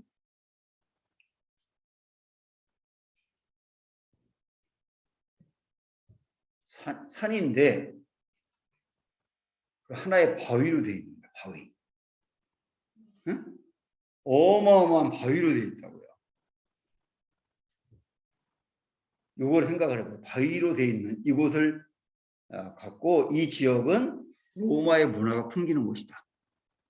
예수님 일부러 여기 가셨다. 이 정도의 기억을 하고 조금만 늦게만 더 보면 이렇게 판신전 몇 개가 있는데요. 여기 지금 터거든. 판신전 터. 신전이에요. 신전. 판이란 말이 무슨 목축 뭐 그런 거를 의미한다고 하는데 이 지역이 물이 많다 보니까 목축업도 많이 잘 돼서 그 목축업을 잘 되게 하기 위해서 이렇게 신전 만들어 놓고 그 신에게 예배하고 그랬던 곳으로 이렇게 알려져 있는데 여기도 이제 그 터가 남아 있어요. 자, 이곳에 우리 예수님 가셨는데 그 정도만 알면서 일단 봅시다. 다 같이 함께 읽어봅시다. 거기 보세요. 우연하고 그냥 읽어봐봐. 6월절 3 이후 추석절이 가까워 오는데 가이사랴 빌립보에서 제자들과 MT를 하십니다. 매우 중요한 사건입니다. 왜냐하면 십자가 사건으로 이어지는 관문 사건이기 때문에 그렇습니다.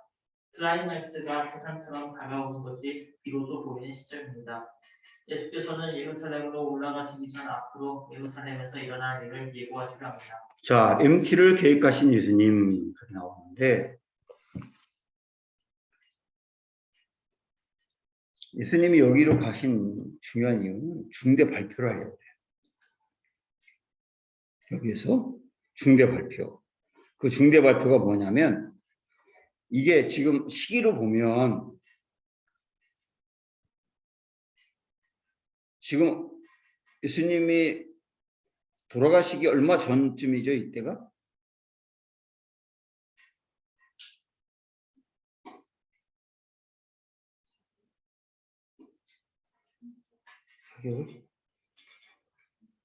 초막절 아직 안 됐잖아.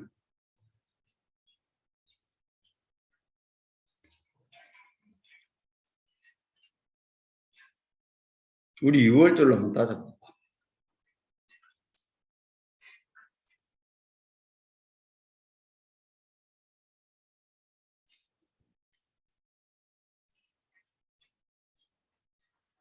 요 가이사라 빌립보에서 사역을 끝내고 그 다음에 곧 예루살렘으로 올라가시거든요. 초막절. 그러니까 우리 한번 잘 봐봐. 6월절 첫 번째 부터 예수님 사역을 시작했다고 생각을 하면 두 번째 6월절이 베데스다 연못 사건 때까지 1년 지났지. 오병이어 세 번째 6월절 때까지 2년 지났지. 그리고 제자훈련 MT 거의 끝마무리에 있었던 일이니까 6개월이 거의 지난 거죠. 그러니까 예수님 돌아가시기 6개월 남은 거예요.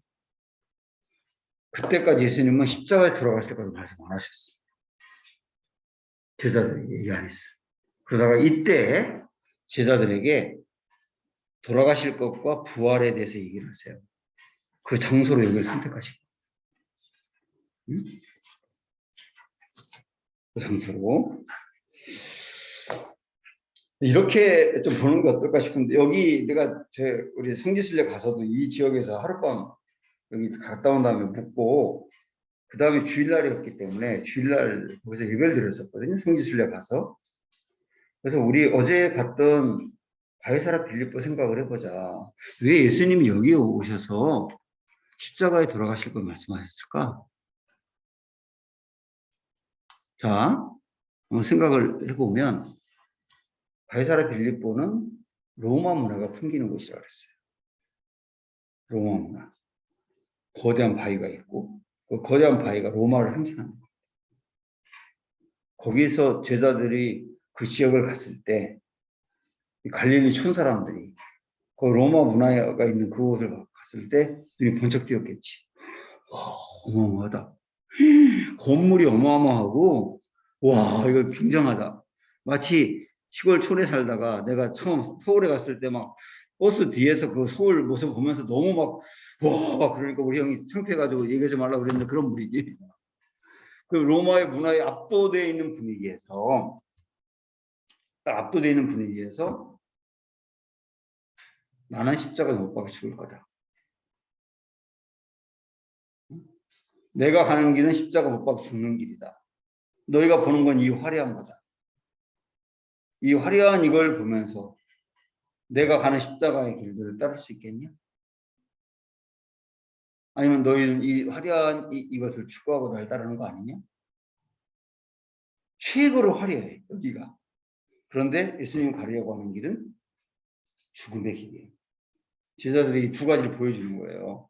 그러면서 나를 따를 수 있겠느냐? 이렇게 아예 대비해서 말씀하시는 거예요. 그런 목적을 가지고 이 자리에 가서 여기서 주님이 처음으로 돌아가실 것을 꺼낸 거예요. 우리 그 말씀을 보고 할까? 자, 마태복음 16장으로 가보세요. 이 얘기가 지금 마태복음 16장에 나오는데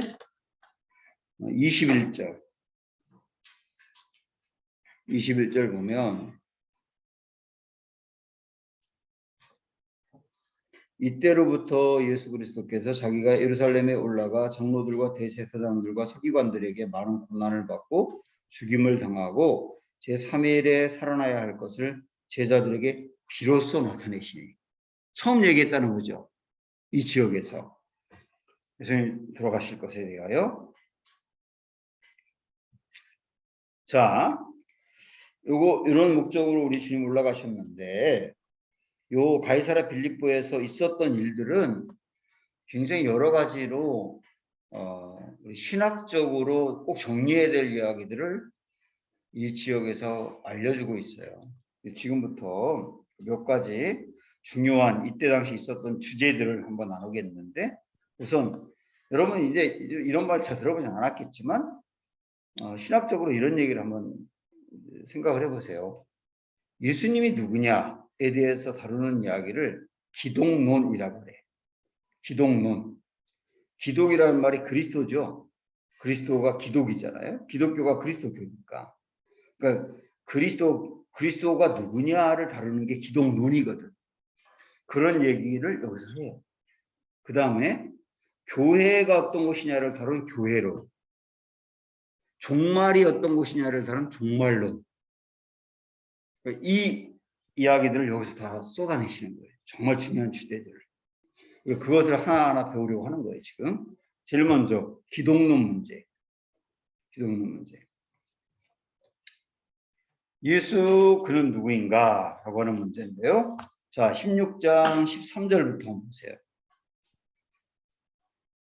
일단 13절 그 앞에다가 제자들 MT라고 써놓을래요? 우리 그렇게 써놓으면 알잖아, 무슨 말인지. 제자들을 MT라고 써놓고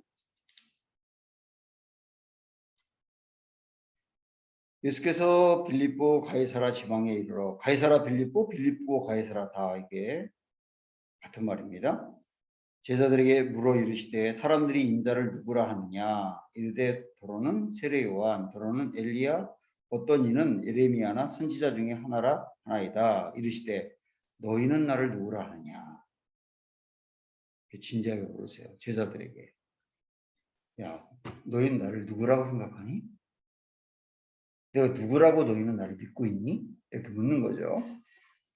여기서부터 기독론입니다. 거기 여러분 성경에 써놓으세요. 15절부터 기독론이라고 써놓으세요. 16절에 시몬 베드로가 대답하여 이르되 주는 그리스도시요 살아계신 하나님의 아들이시니이다.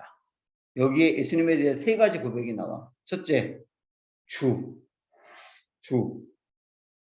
주란 말이 뭐예요? 예수님이 내 인생의 주인입니다.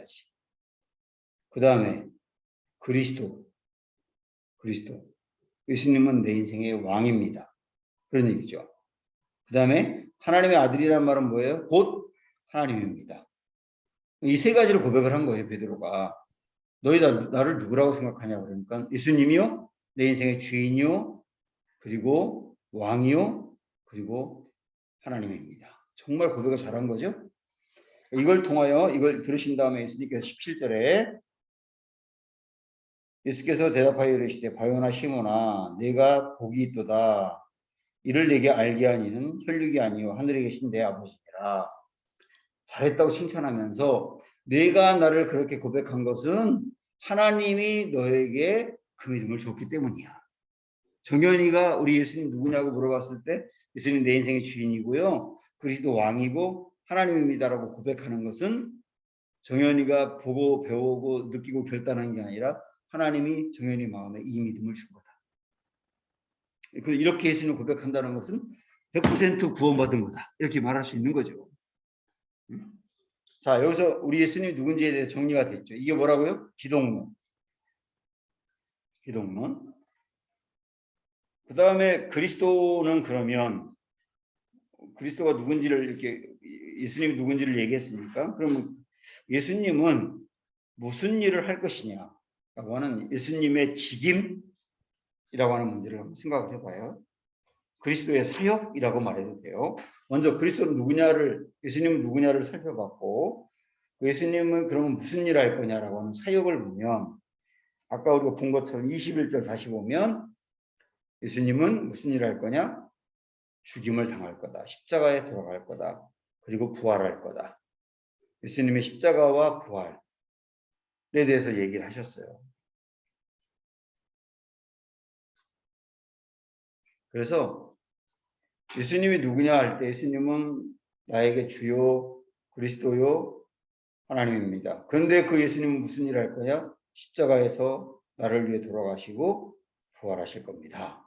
이렇게 이어져 나가는 거죠. 이게 여기까지가 그리스도론이에요. 기독론.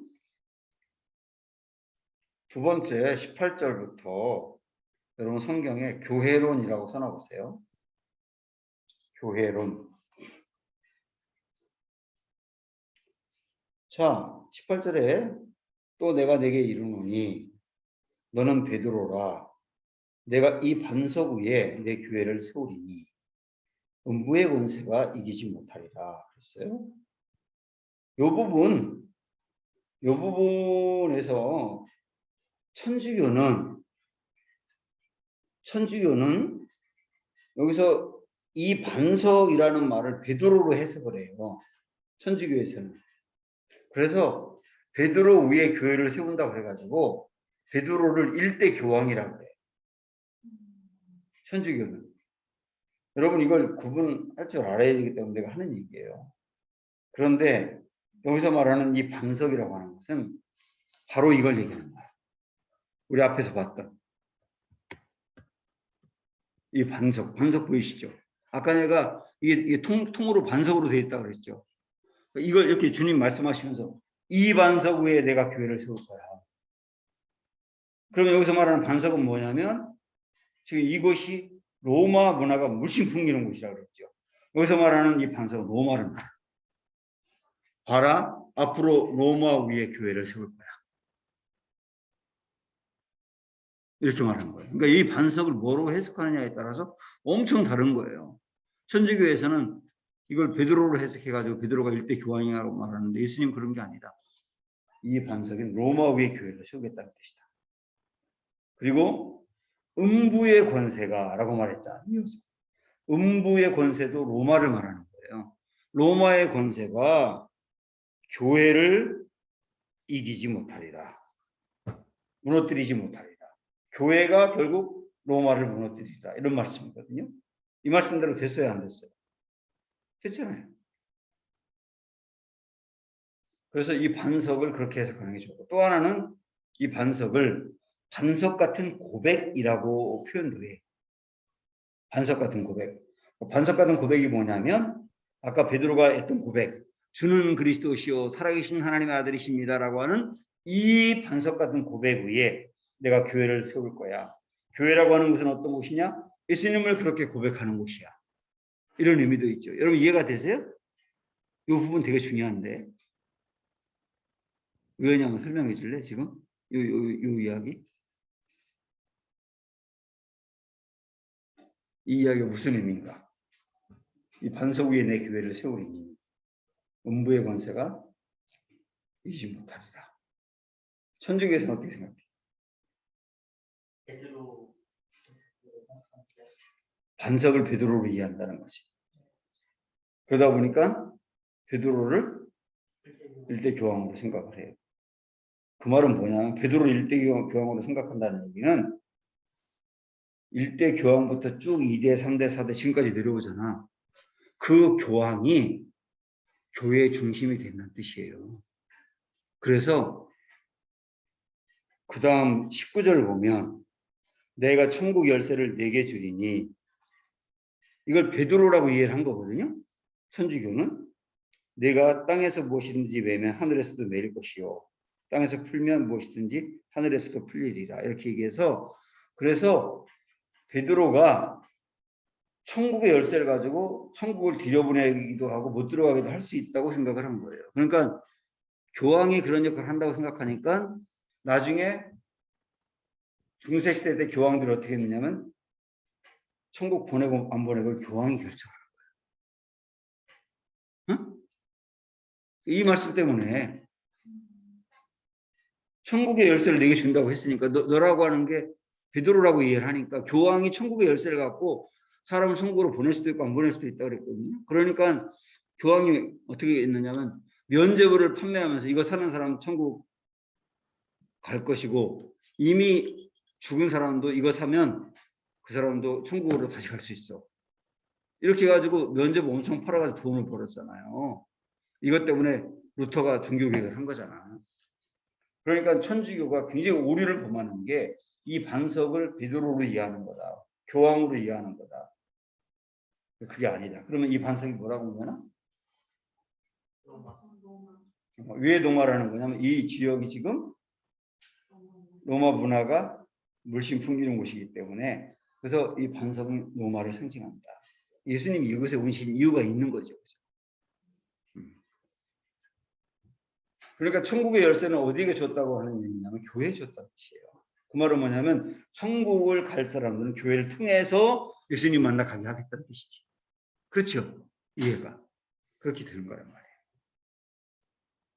그래서 교회는 사람들 천국으로 보내줄 수 있는 좋은 통로가 된다는 개념. 목사가 보낸다는 말이 아니고 통로가 된다는 개념. 실질적으로 천국에 갈 수 있는 구원받는 사람 다 교회를 통해 왔잖아요. 그렇잖아요. 그런 의미가 있다. 이거 굉장히 중요합니다, 여러분. 자, 여기까지가 교회론이야. 자, 그 다음에 세 번째가 이제 종말론이 나오는데요. 종말론.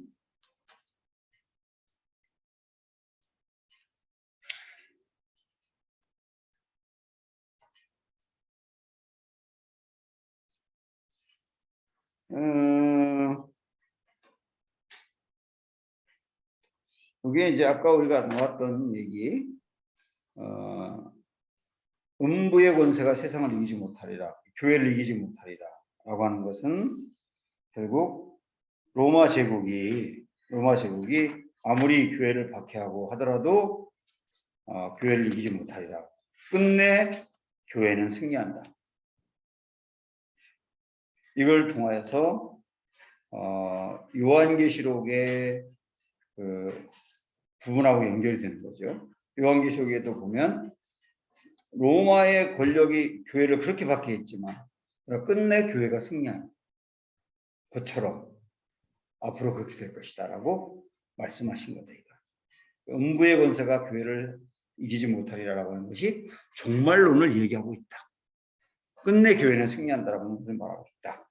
여러분 그렇게 이해를 하고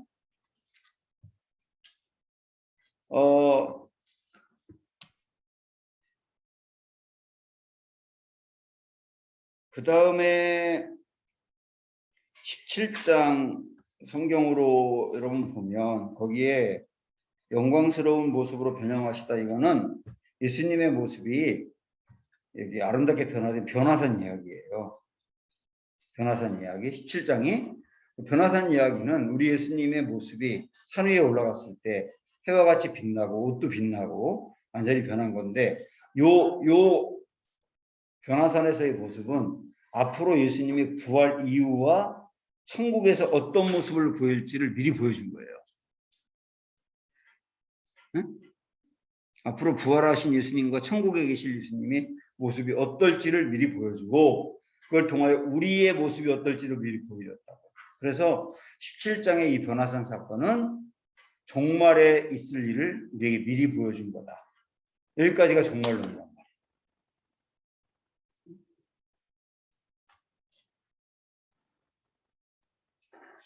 제가 지금 얘기한 거 이해를 못한 것 같은 느낌이 드는데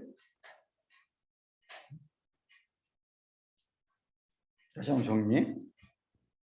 예수님이 가이사랴 빌립보에서 예수님은 누구냐라고 하는 그리스도는 누구냐라고 하는 중요한 질문을 던졌고 베드로의 대답을 통하여 예수님이 누구신지를 밝혔다. 그걸 기독론이라고 말한다.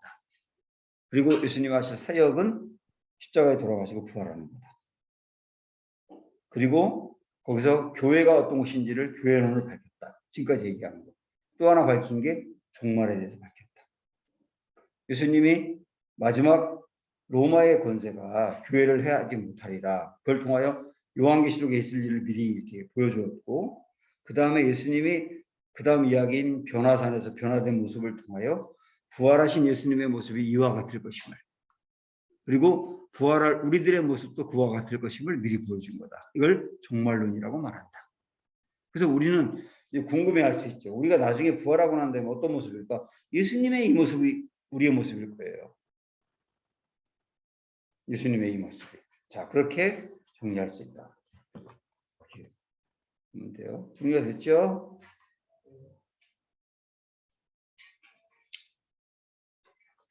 그 정리가 여러분 안 된 것 같아가지고 17장 여기를 보세요. 17장 1절부터 2절까지 엿새 후에 예수께서 베드로와 야고보와 그 형제 요한을 들이시고 따로 높은 산에 올라가셨더니 2절에 보면 그의 앞에서 변형되사 그 얼굴이 해같이 빛나며 옷이 빛과 같이 휘어졌더라. 이렇게 되어 있죠. 이 모습을 기억하고 요한계시록 1장으로 가보세요.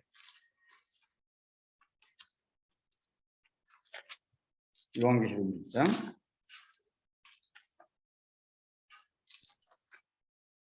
13절부터 16절.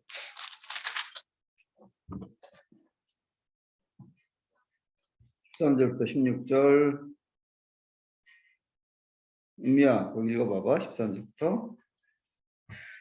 그때 사이에 인자 같은 이가 발에 끌리는 옷을 입고 가슴에 금지를 들고 그의 머리와 털의 기가 흰 양털 같고 눈 같으며 그의 눈은 불꽃 같고 그의 발은 흙은 뿔에 달려난 빛난 주석 같고 그의 음성은 많은 물소리와 같으며 그의 오른손에 7별이 있고 그의 입에서 좌우에 달려서 정이 나오고 그 얼굴은 해가 희게 비치는 것 같아요. 이 모습이 천국에 보이는 예수님의 모습입니다. 이 모습이 아까 우리가 봐도 변화산에서의 변형된 예수님의 모습과 비슷하다는 거예요.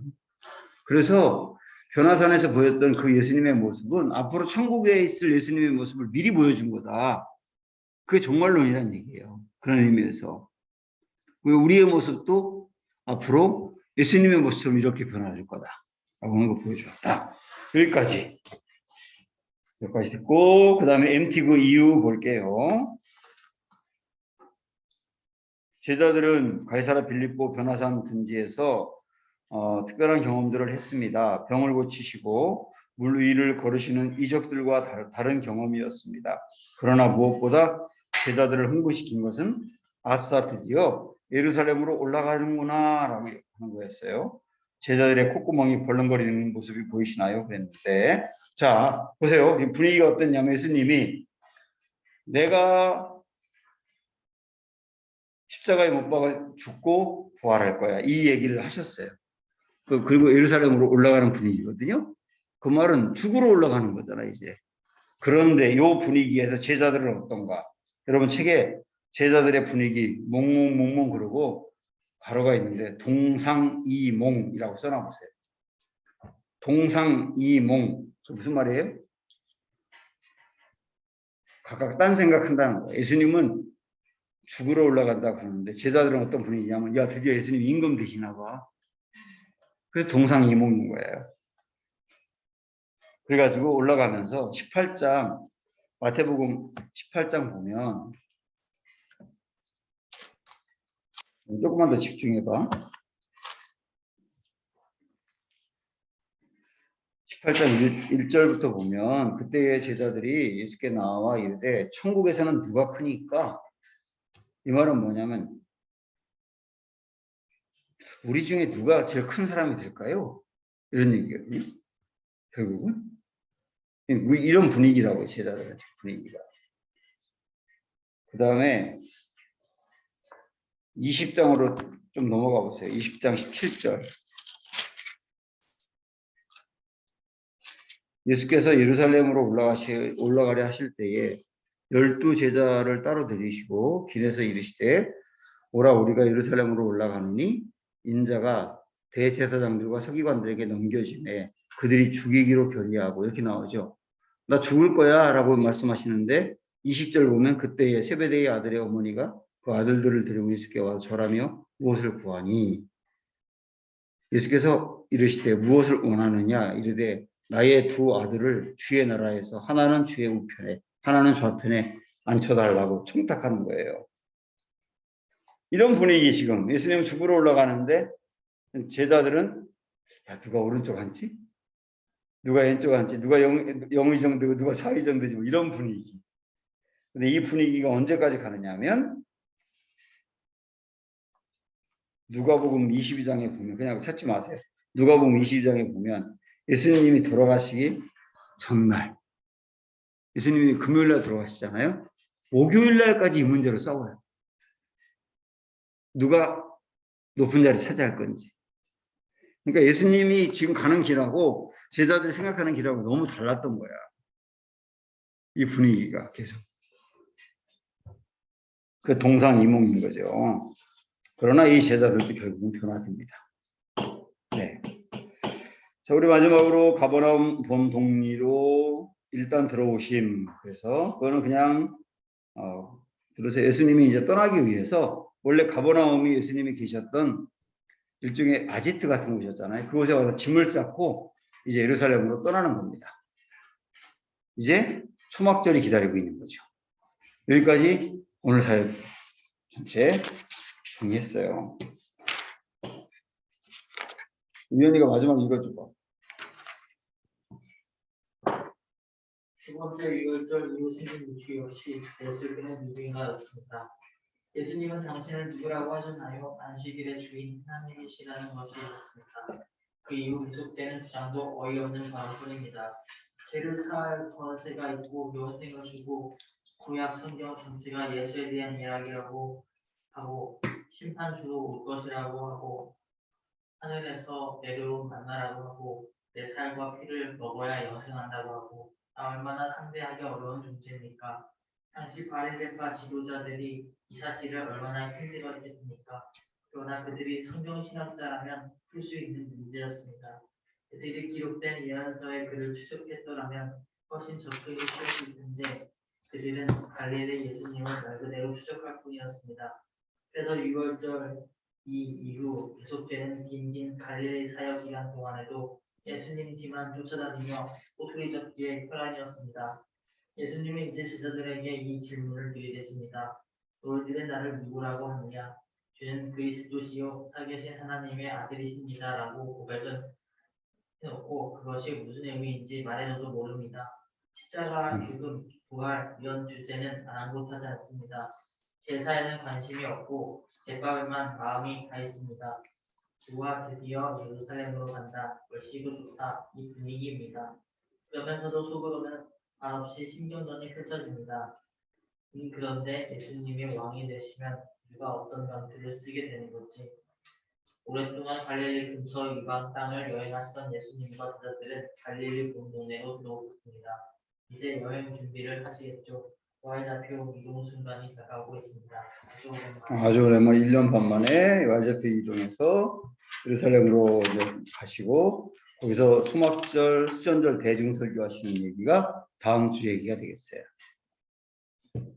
자, 여러분 이번 주에는 내비게이션 121쪽부터 170쪽까지 많은 말씀을 읽어야 되거든요. 이번 주에 1년 반 동안 있었던 일이니까. 자, 배울 때 읽어야 가장 잘 익혀져요.